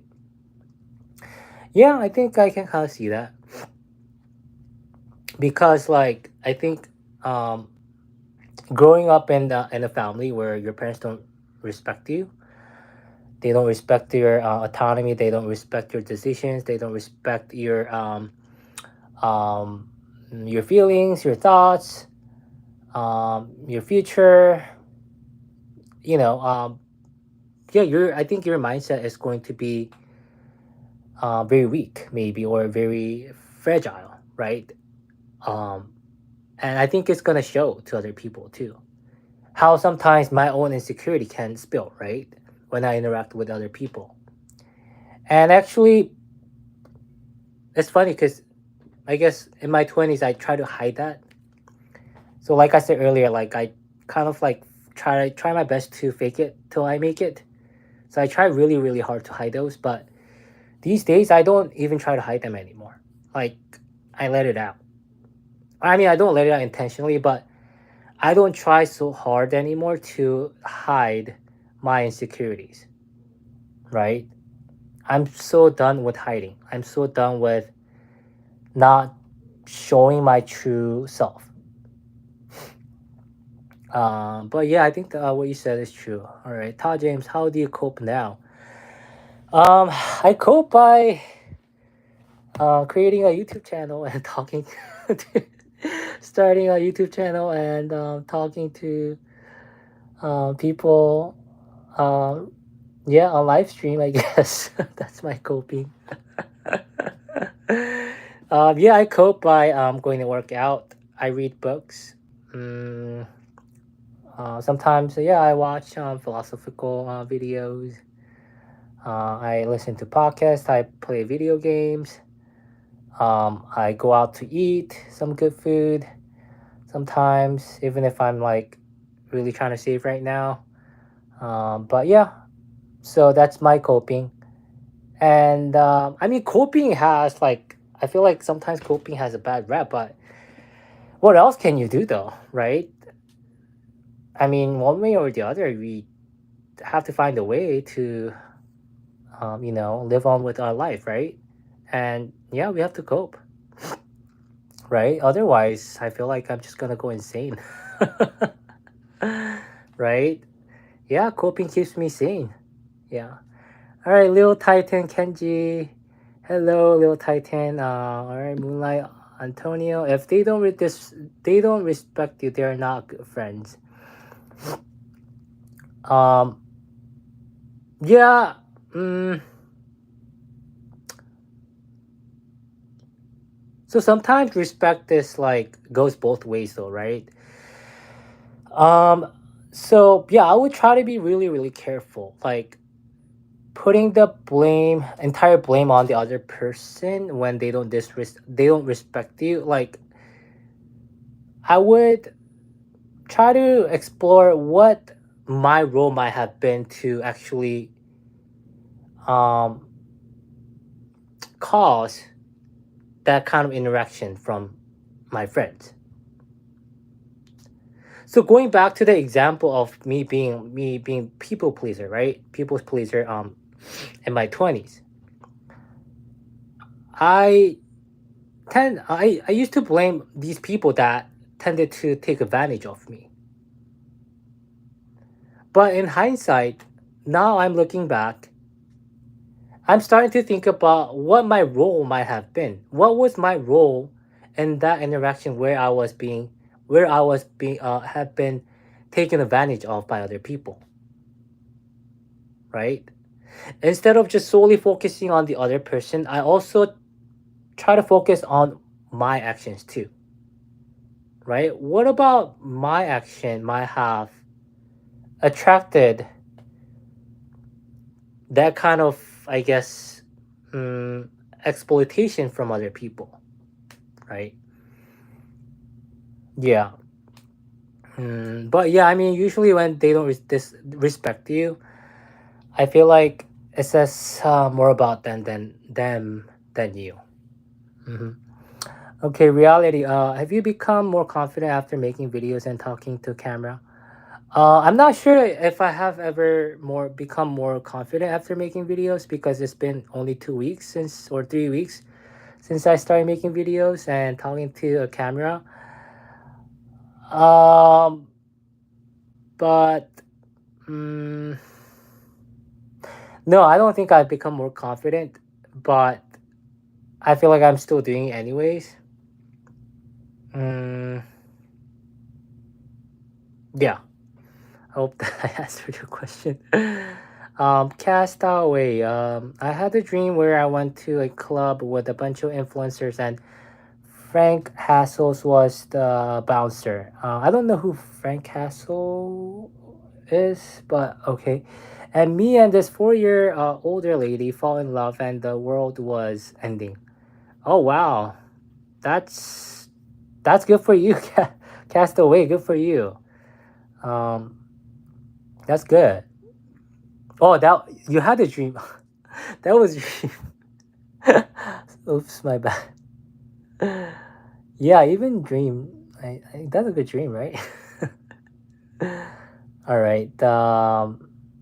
Okay. June, if you had regret in your life, you should maybe I'm getting tired, but I'm so sorry. Yeah, I've never done live streaming before, and yeah, sorry, excuse me. Yeah. All right. June, if you have regret in your life, you should read the poem "The Road Not Taken" by Robert Frost. Okay, let me save that. The Road Not Taken. Let me see if I can copy it. All right. Yeah, I try to give it a read. All right. Um. All right. Where was I? Okay. All right. Gypsy Catcher 30. Hi Kenji. Recently found your channel. It's very relaxing to listen to. Hey. Thank you so much. It's I'm not okay. Maybe my projection again, right? Coming from my own insecurity, but yeah, whenever I see that people like, because I have seen some several comments, not bragging, right? Okay, but I have seen some comments about how like listening to my videos is like relaxing. I'm like, man, like, are they just trying to like, what do you call it? Like, lift me up, right? Like, are they just like being really nice? Right? Because they can see that I'm like trying really hard. Maybe I'm like new to this, and yeah, I'm not articulate, and I am very what is it like? What is that word? Just like a newbie, right? They can tell I'm a newbie and I'm not good, but they can kind of see maybe I'm like trying really hard, so they feel bad, right? Because when I listen to my own voice, especially like recorded video, when I listen to my own voice, the reason why I can't ever really finish any of the videos I recorded is because I hate listening to my video, not just my face, but listening to my own voice is just so cringy, and I don't think my voice is that good, right? Yeah. So, but yeah, thank you so much though for your kind words. Gen warrior in the house. If people are happy being single, that's like, what if your parents nevertheless have meet kind of like Back to the Future? Uh, Matt, yeah. So like you wouldn't have born, right? If your parents like were happy single, right? That's true. Yeah, it gives you like kind of I guess back a thought in the back of your mind, maybe. All right, Moonlight Antonio. Yes, your feelings are feelings. Ha ha ha ha. Yeah, feelings triumphs over everything else, right? No, I'm just kidding. All All right. It's Jamison. Have you had a girlfriend before? Yes, I have. All right. Cobra X. Hey, bro. Thoughts on self improvement? That's pretty mm, broad question. But I think self improving is always good. Mm, I mean, I feel like that's the only area we pretty much have control over, right? I don't have control over my height. I don't have control over my physical appearance. I don't have much control over my intelligence either, innate intelligence, right? However, I feel like I do have control over some of the self improvement, right?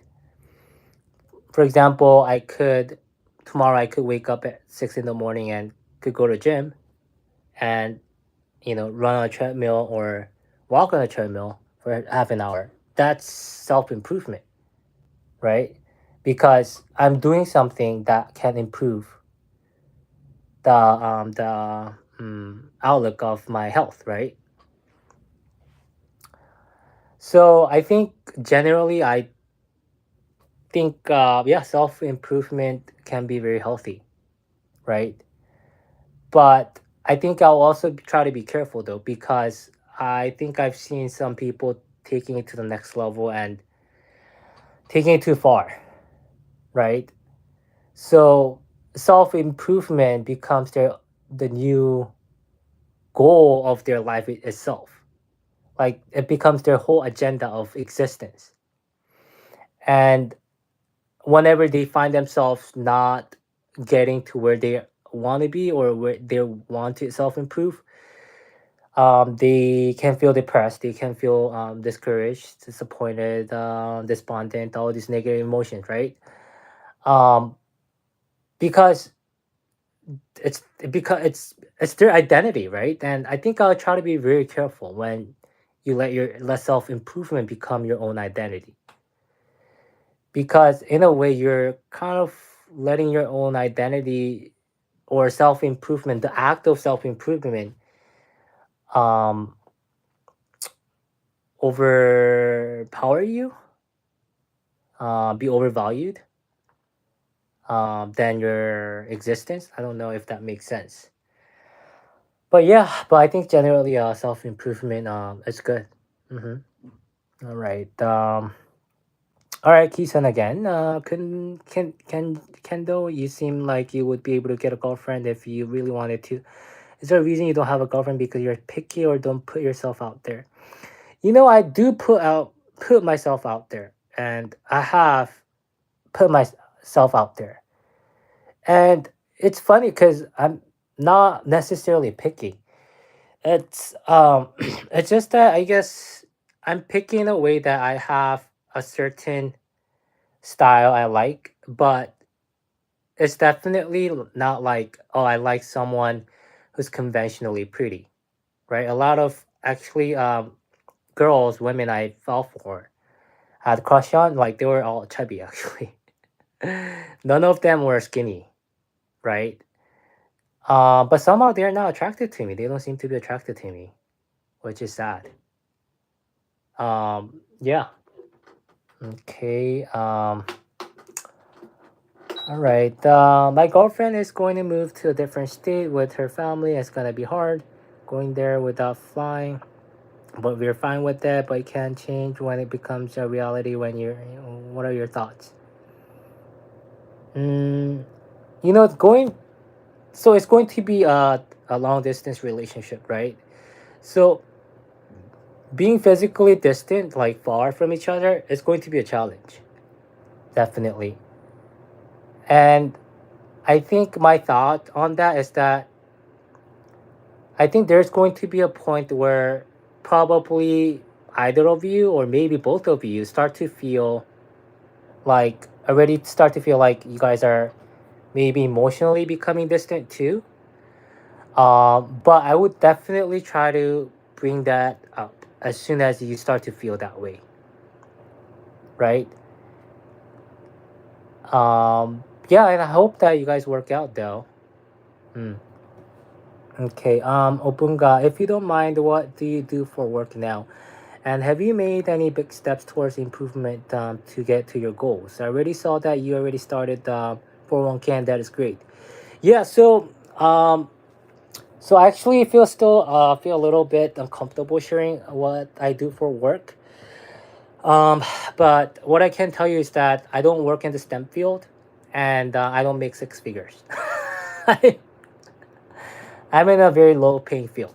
Um, and have I made any big steps towards improvement to get to your goals? You know, I think I have actually.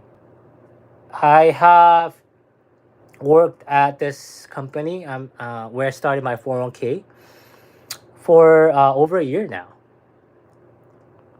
When I first started at this company, I did not think that I was gonna make it because it was very hard. I'm not a fast learner. I consider myself pretty to be pretty slow learner, and yeah, like learning something new, especially under a certain timeline, under pressure, has it always been challenging for me. That's why it was always challenging for me to hold any kind of job in my 20s, which I'm going to talk about in my future videos. But actually, every job I had was so challenging for me to keep that job. And there actually has been many times or several times where I got fired from the job because I couldn't do it. And a lot of these jobs that I got fired from, it's probably type of jobs that is considered rather easy by most people. But for me, it was very, very hard. So for me to have been able to, keep this job without getting fired for over a year now, I see that as a huge step towards self improvement, right? So in that sense, I feel very proud of myself, right? There are not that many areas in my life where I feel proud, but certainly this is one, right? And starting that 401k, yeah, it's I mean, I just cannot believe that I started 401k at the age of 38. But I mean, I started now, right? Before I turned 40. So that's a win, right? I'm not 50. I'm not 40. I'm 38. I started now. So yeah, I think that's great. And thank you for acknowledging that. All right, Moonlight Antonio, you behind on comments because you're talking about feelings again. Joking, joking. Yep, yep. Would you rather me just speed up, just really, really fast? Hey, Aurora here. I just wanted to say thanks so much for the advice on dealing with regrets. It really helped me. Oh, I'm so glad that I helped you. Um, yeah, Aurora, whatever you're dealing with, I just yeah, just hope you can work it out. Wish you good luck. All right, S. Jamison, do you believe in Jesus? Wait, didn't you ask me this question earlier, or was it someone else? I think someone else was asking me about, yeah, do I believe? Yeah, but I don't know. Mm, yeah, it's hard to say.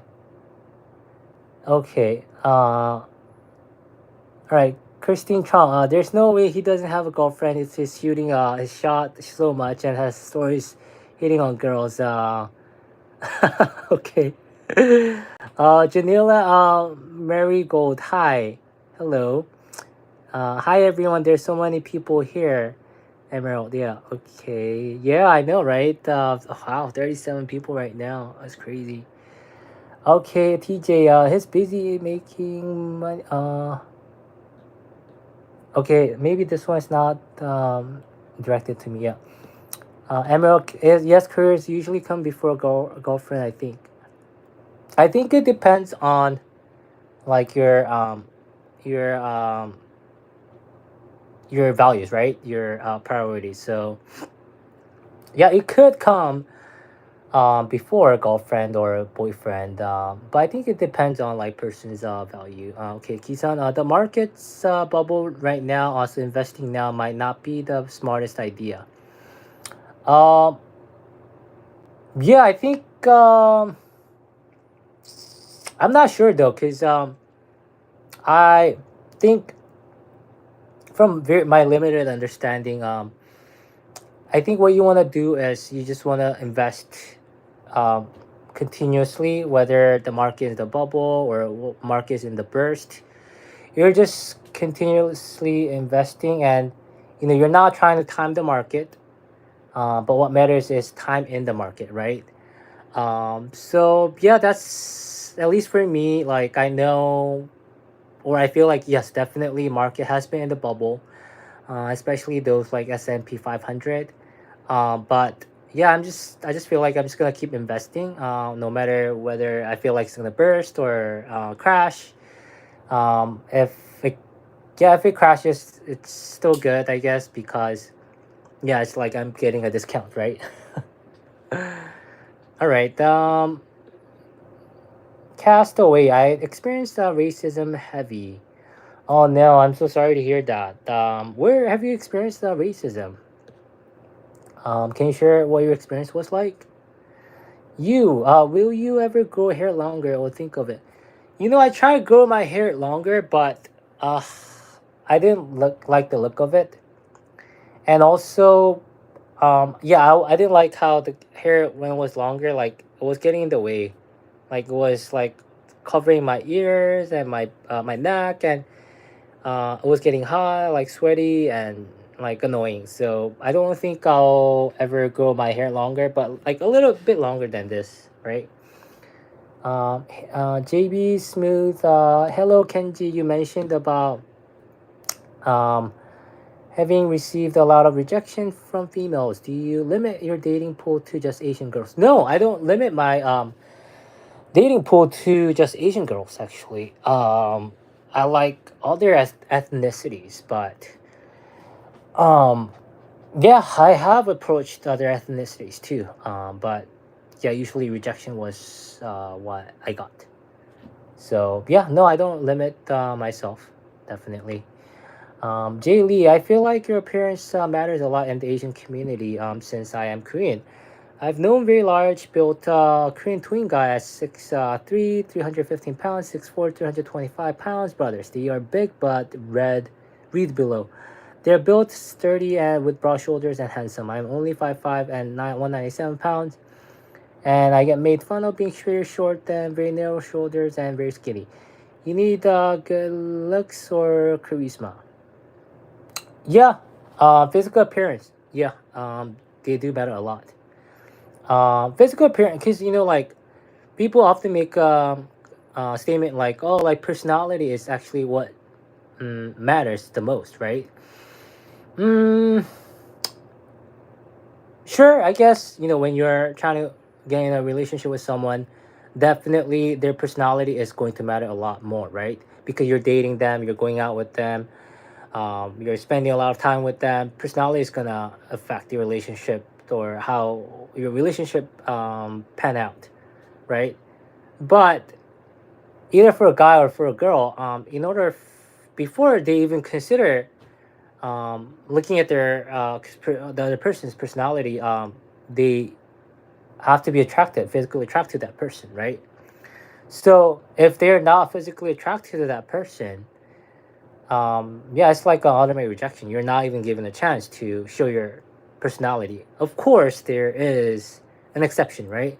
But I think in the general sense, that's how usually dating works. If someone is not physically attracted to that person, um, usually that's where it stops, right? Yeah. What are you always drinking? Are you always dehydrated? So, like in my videos, I was drinking tea, but right now I'm drinking my water. Yeah. As a matter of fact, I'll be right back. Need more water. All right, I'll be right back. Thank you.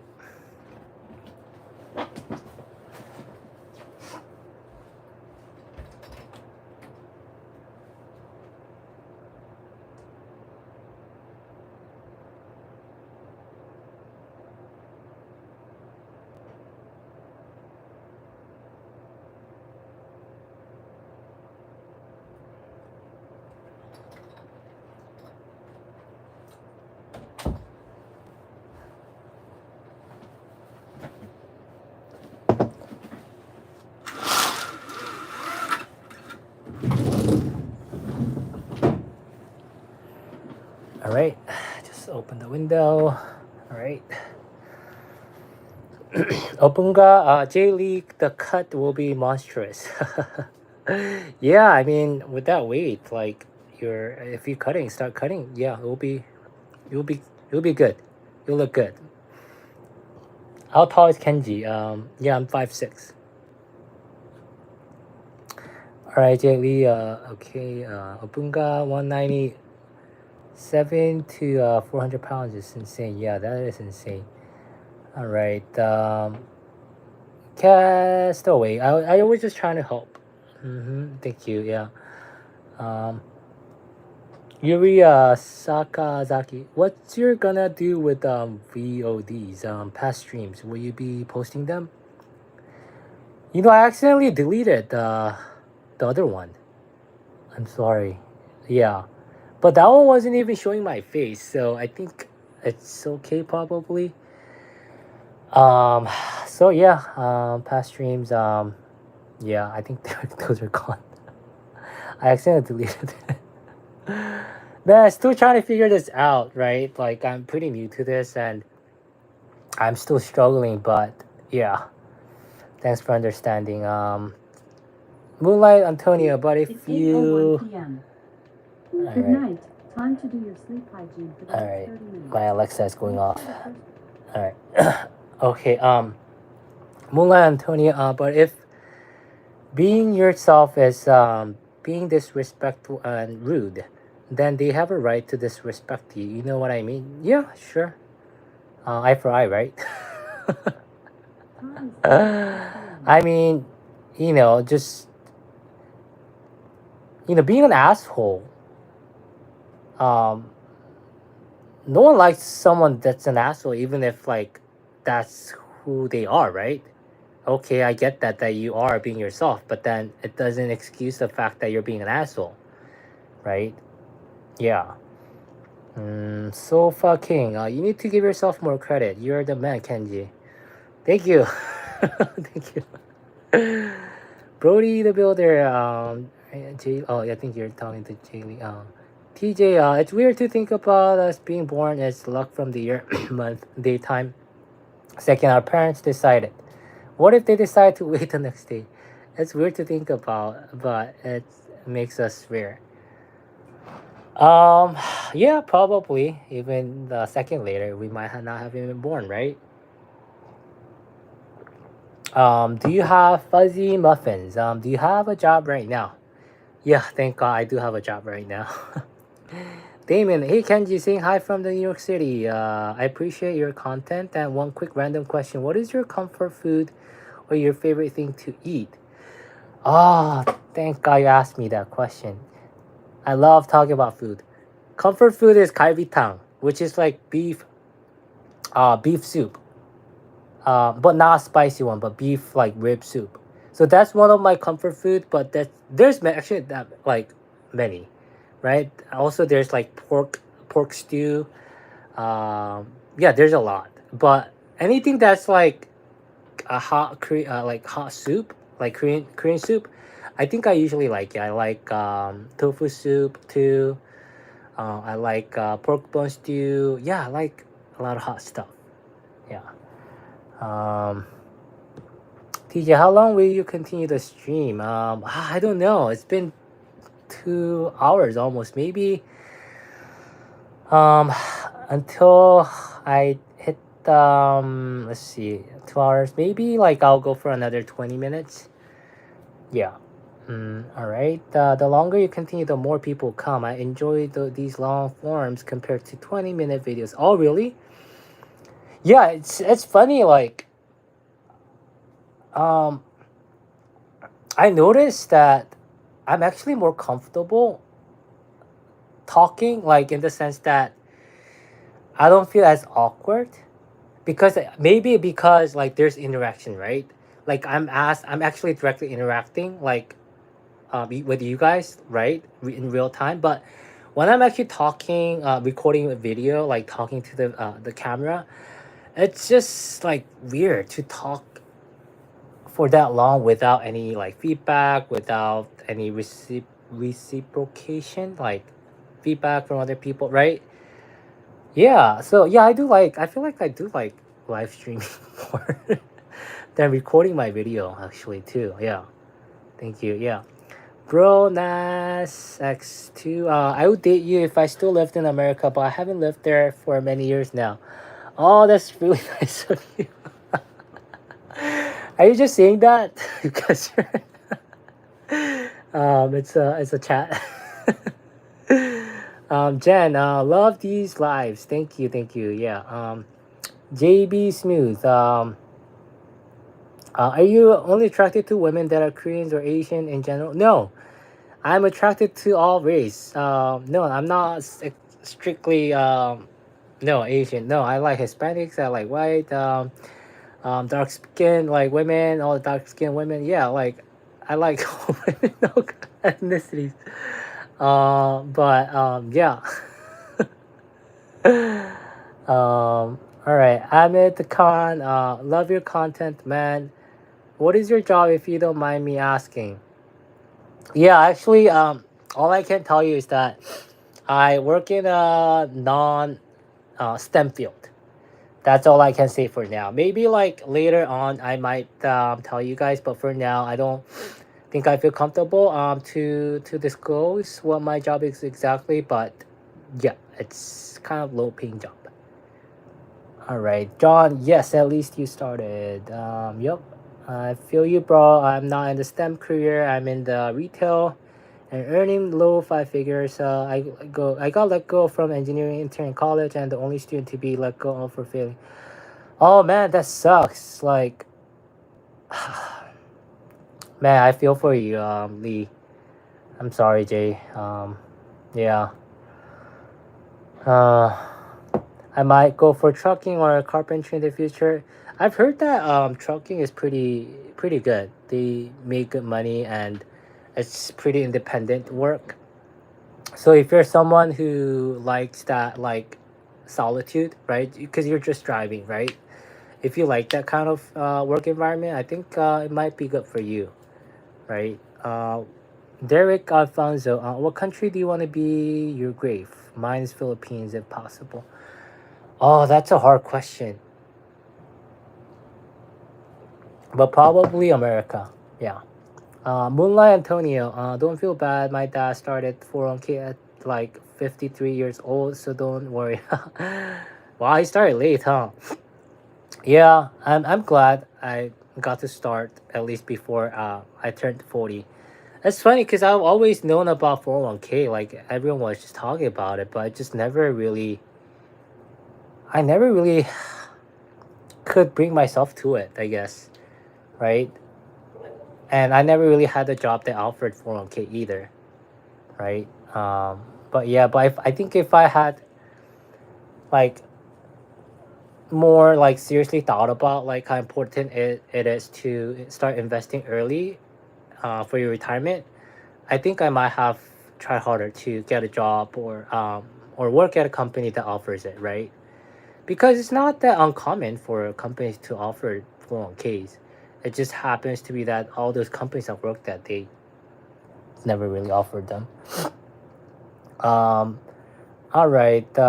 Thanks for answering my question, Uncle. Glad to hear things are going well. No problem.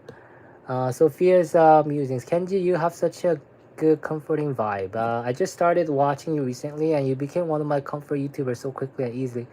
Oh, that's so nice of you to say that. I'm so glad that you find my contents comfortable, good, comforting vibe. Wow, that's huge. Thank you so much. Okay, Castaway, Georgia, and just people thinking they are better than me or being jealous. Maybe it wasn't truly about race, but certainly it got tense at times. Um, oh, like you're talking about the racism experience, right? Yeah, like I heard that actually there's a lot of racism in Georgia. I didn't know how true it was, but oh man, that sucks. I'm sorry to hear that. Maybe like move to California. Like there's not much racism here. At least like from my personal experience, I never really experienced it that much. Yeah. All right, King Joe Robinson. How tall are you? Yeah, I'm 5'6". Pretty short. All right, Sophia's musings. Since I'm newer to your channel, I don't know if you said this before, but how did you grow up in America or live in Korea at any point in your life? What was your experience like culturally? Yeah, so I did live in Korea until I was 15, 16, and then I moved here with my family, right? And I guess culturally, it's quite different in Korea. In Korea, it's very collectivism based, right? People think very alike.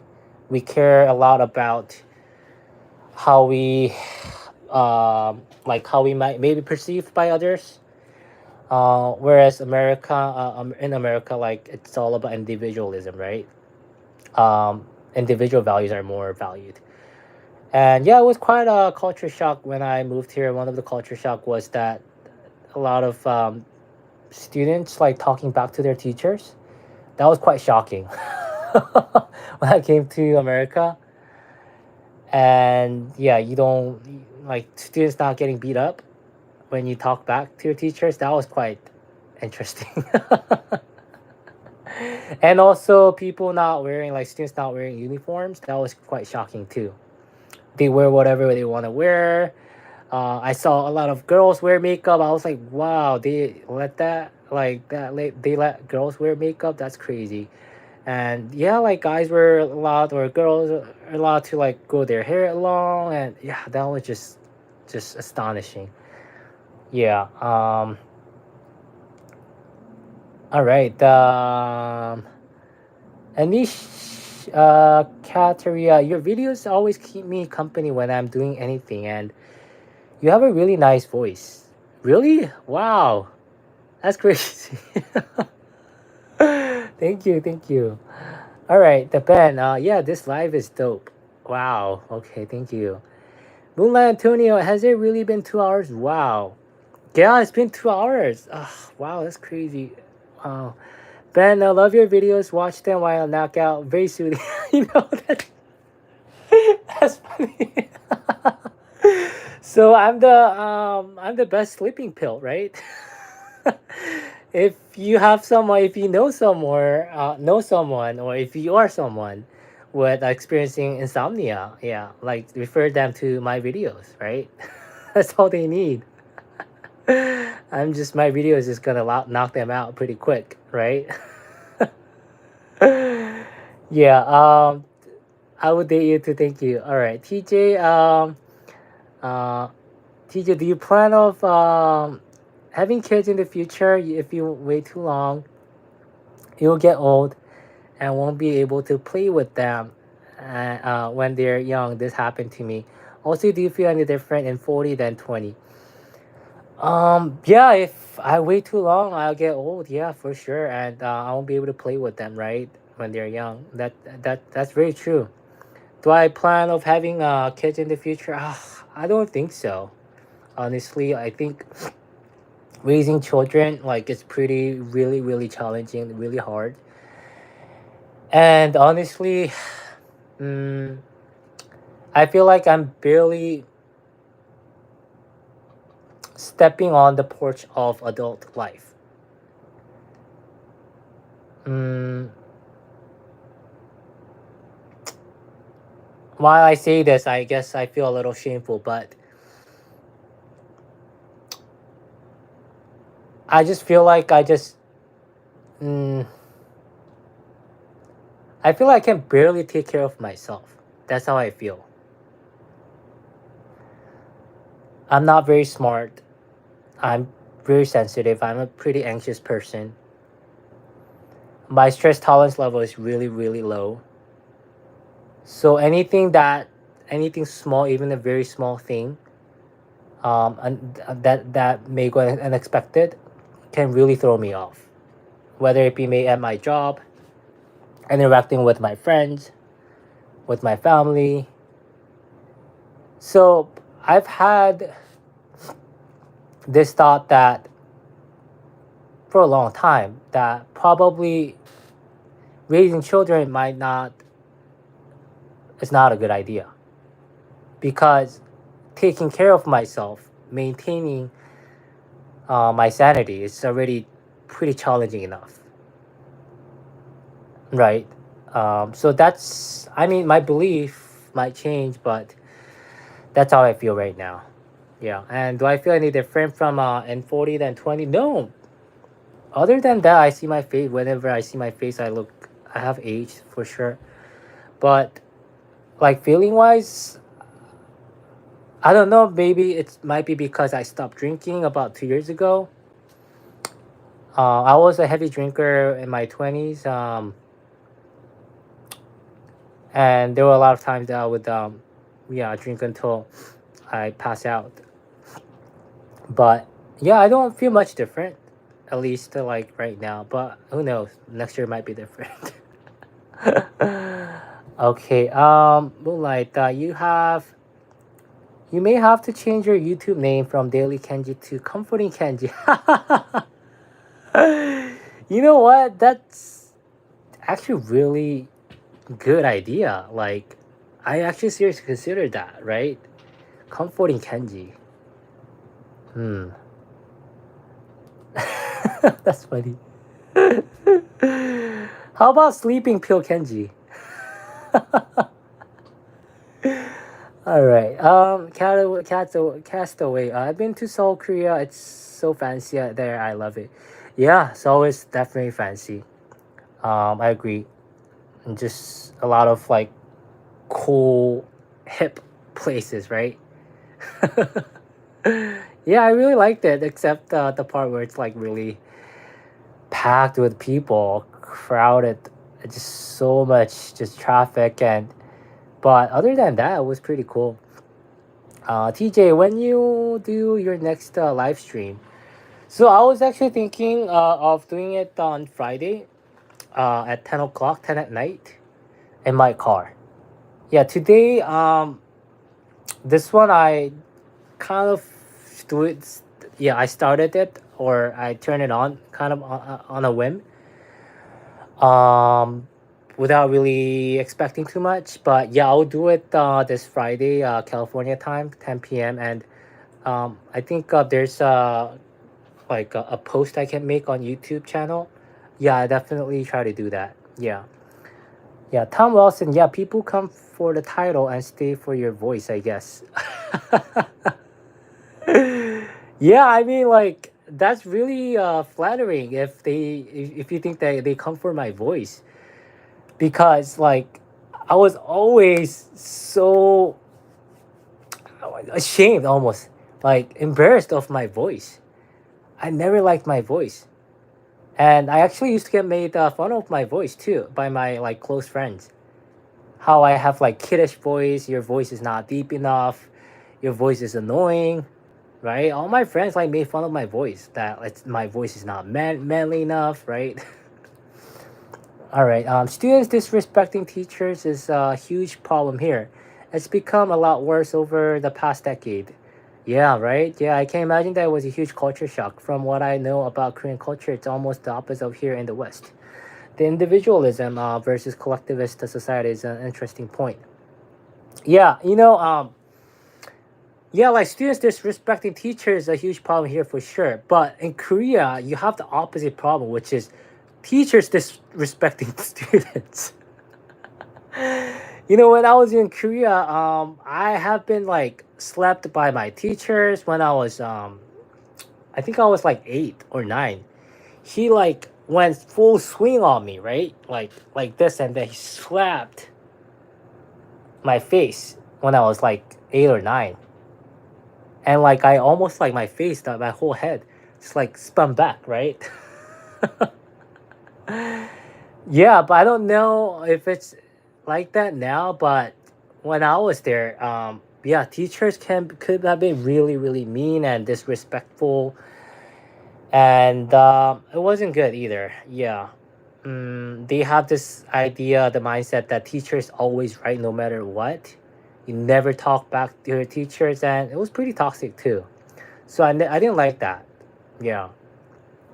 Castaway. Everyone in Seoul is pretty gorgeous too. Yeah, people in Seoul, they are gorgeous. They're beautiful. Yang Shengfeng, what light do you use for your room? The blue glow looks pretty cool. What equipment do you use to film your videos? You know what? It's so funny. You know, this was not intentional. You know what that blue light is for?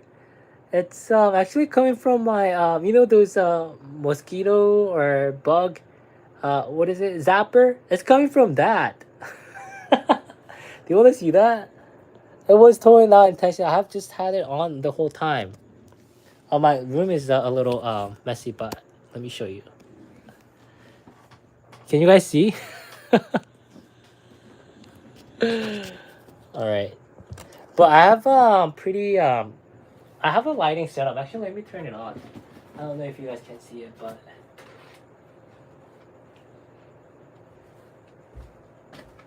um,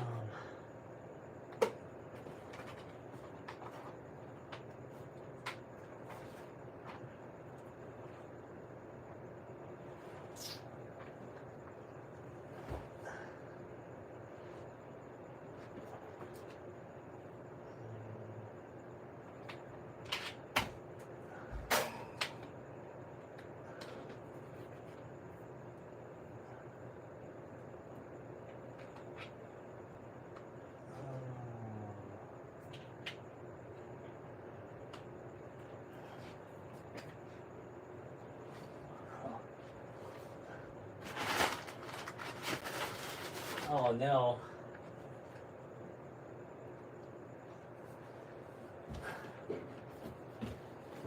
Okay, can you guys see? Yeah, the lighting. Yeah, I have set it up like that. So I can like change the color like that. I don't know what color you guys like, but yeah, it's pretty cool. Yeah, like the green, blue. Which color should I set it on? Red? Or do you guys like blue? Yeah. All right. I'll make it blue. Okay. Where was I? Yeah. Ben Horton, sup? Yeah. What's up? Mula Antonio, sleeping mad. Kenji. Yep. Yep. Natural sleeping mad. Sophia's musings, I'll date you also, given we met and have similar values. Wow, Sophia. Thank you, thank you. That's kind of you. Emerald, hi. No, his laugh is so cute. Thank you, thank you. Jojo, Kenji, are you Korean? Yeah, I'm Korean. Yeah, I'm full Korean. Born and raised in Korea. Sophia's musings. I have a theory that the people meant to speak are often the ones bullied over their voice or hate their voices, have trouble speaking, etc. Uh, really? Maybe. Yeah. Um, actually, I don't know if I like this lighting. I think this is more subtle, like the blue setting. I don't know. All right. Okay. Okay, Moonlight Antonia, you still a good-looking guy for your age, Kenji. Don't worry. Thank you, thank you. I'm sorry you had that horrible experience with your teacher. That's awful. It's stuck in me pretty much. Like getting slapped by someone, by an adult, full swing at such a young age, right? That was very traumatic, for sure. Um, yeah, but yeah, I think I was pretty traumatic.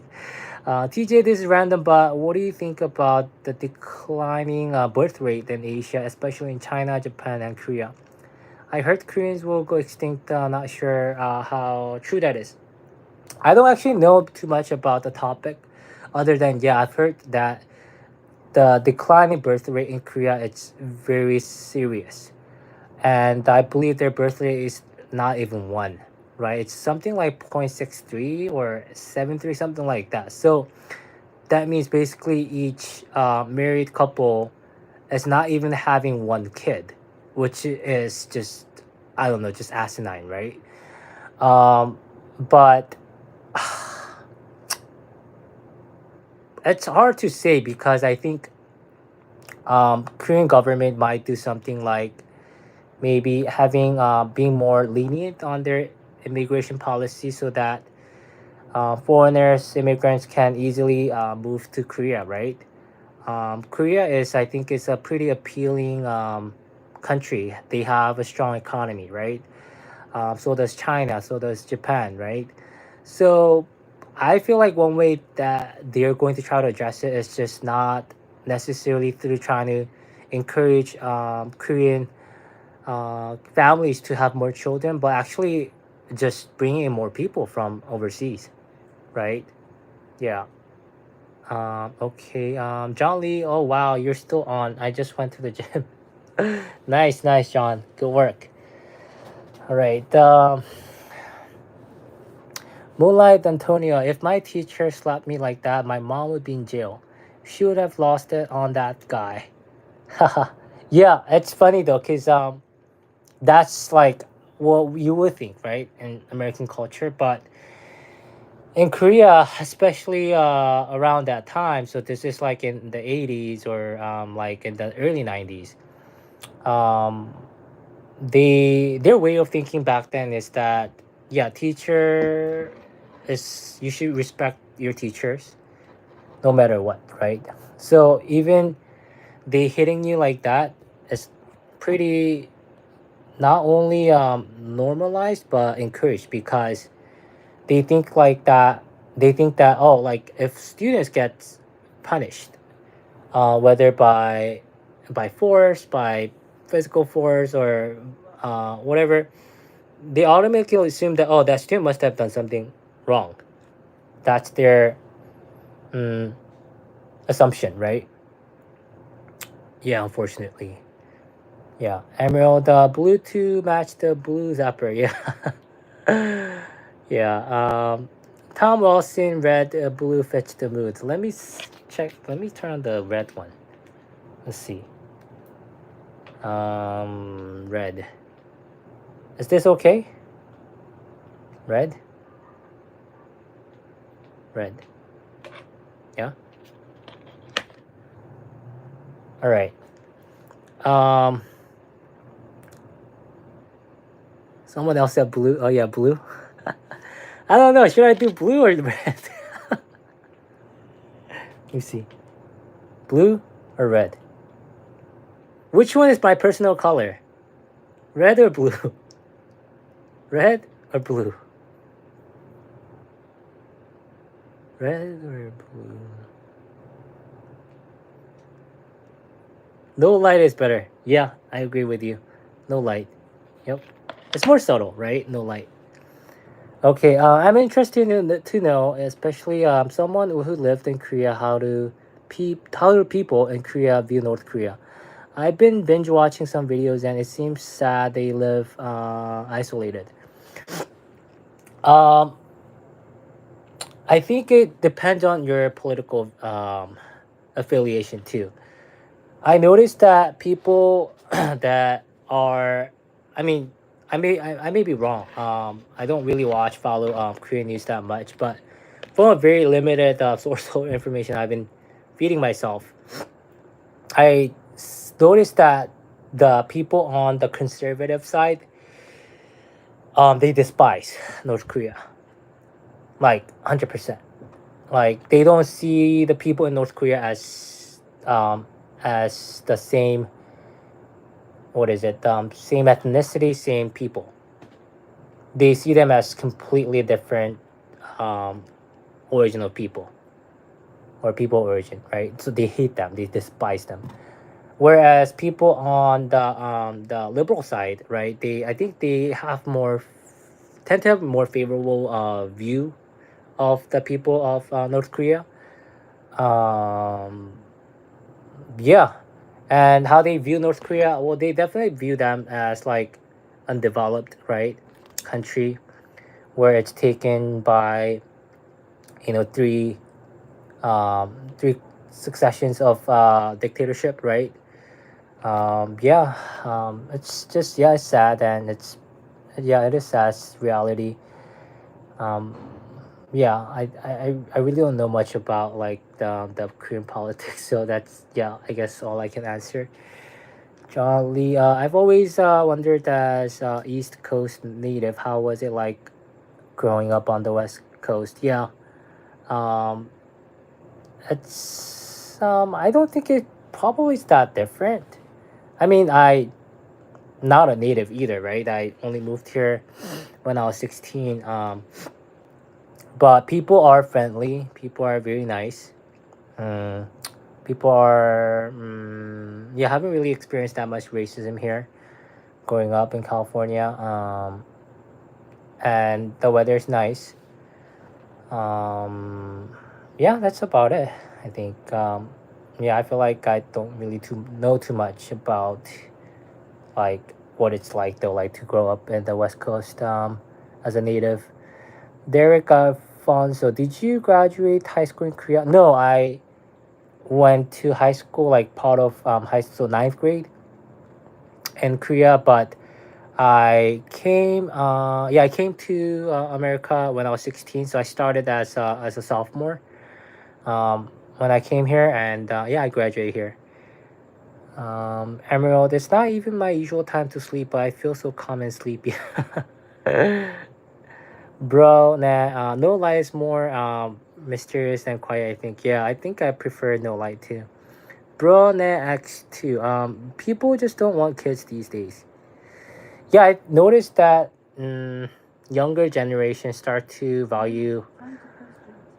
Second time. Third a avatar. different things. Wi-Fi massage for the I next think our 30 parents' minutes. generation definitely value more um, raising children and families, right?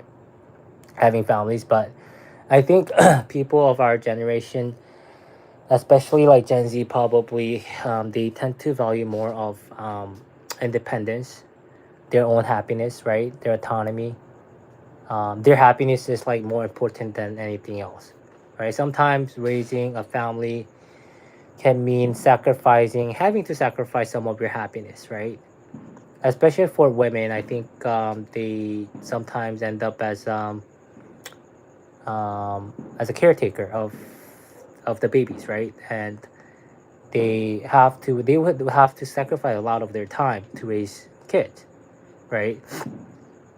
They sometimes end up breastfeeding them, and yeah, they spend a lot of time with their children, and yeah, it's pretty much like full-time job for them, right? And yeah, it's a lot of sacrifice, it's a lot of commitment and dedication. And I'm not sure if the younger generation it's thinks that believes in the traditional idea of happiness, which is like, raising a happy family. So I think that's why there is kind of gradual change in how they don't start not wanting kids anymore. Okay, Tom Wilson, no light is better in my opinion. Yeah, okay.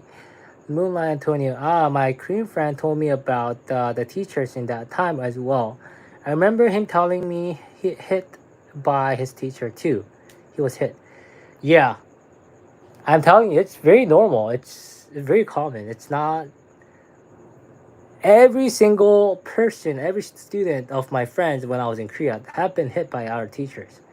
All of us. Sometimes when we break rules or when we cause ruckus, like when you like make a loud noise, right? Sometimes they would like the teacher would like tell us like, oh, everyone get up, like get out of classroom, right? Come out of classroom, and then like he would go like, oh, kneel on your knees, or like go like this, right? Like you kind of like do kneel, like how do you say it? Like as if like you're doing a push-up, like push-up position, right? So you go like this, and then yeah, they have like this thick ass like stick that yeah, I think the when you play pool stick, yeah, they use that to hit your thigh, right? Yeah, so we take turns to get hit on our thighs. Sometimes they go like twice or three times if they're more like teachers like not in a good mood, right? Yeah. And yeah, I've legitimately seen like some of my friends get beat up like by fist. Like some of the teachers, some of them ones like some of the teachers that had really bad temper, they don't even have patience or decency to at least like carry out the corporal punishment like in a proper form, right? They just use their bare fist to hit the students, calling it, oh, this is like way of this is our like love, this is the discipline, right? And they would use like their bare like hands to or fist to like beat up some of the students because they cannot control their temper, right? And they justify their actions, saying, calling it, oh, this was out of love. It's really messed up, right? Yeah, it is abusive, right? um okay, I think it's 2 hours and 40 minutes. So I think it's, yeah, kind of like getting to a time where I would have to, yeah, wrap up. I really appreciate this community. I really appreciate all of you coming on my live stream and supporting me, and just sharing ideas, right? This is just very valuable, I think. um, yeah, I think I really enjoy just exchanging ideas and communicating with you guys.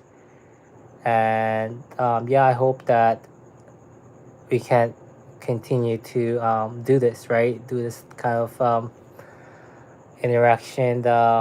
And yeah, I hope that I can provide value to you guys.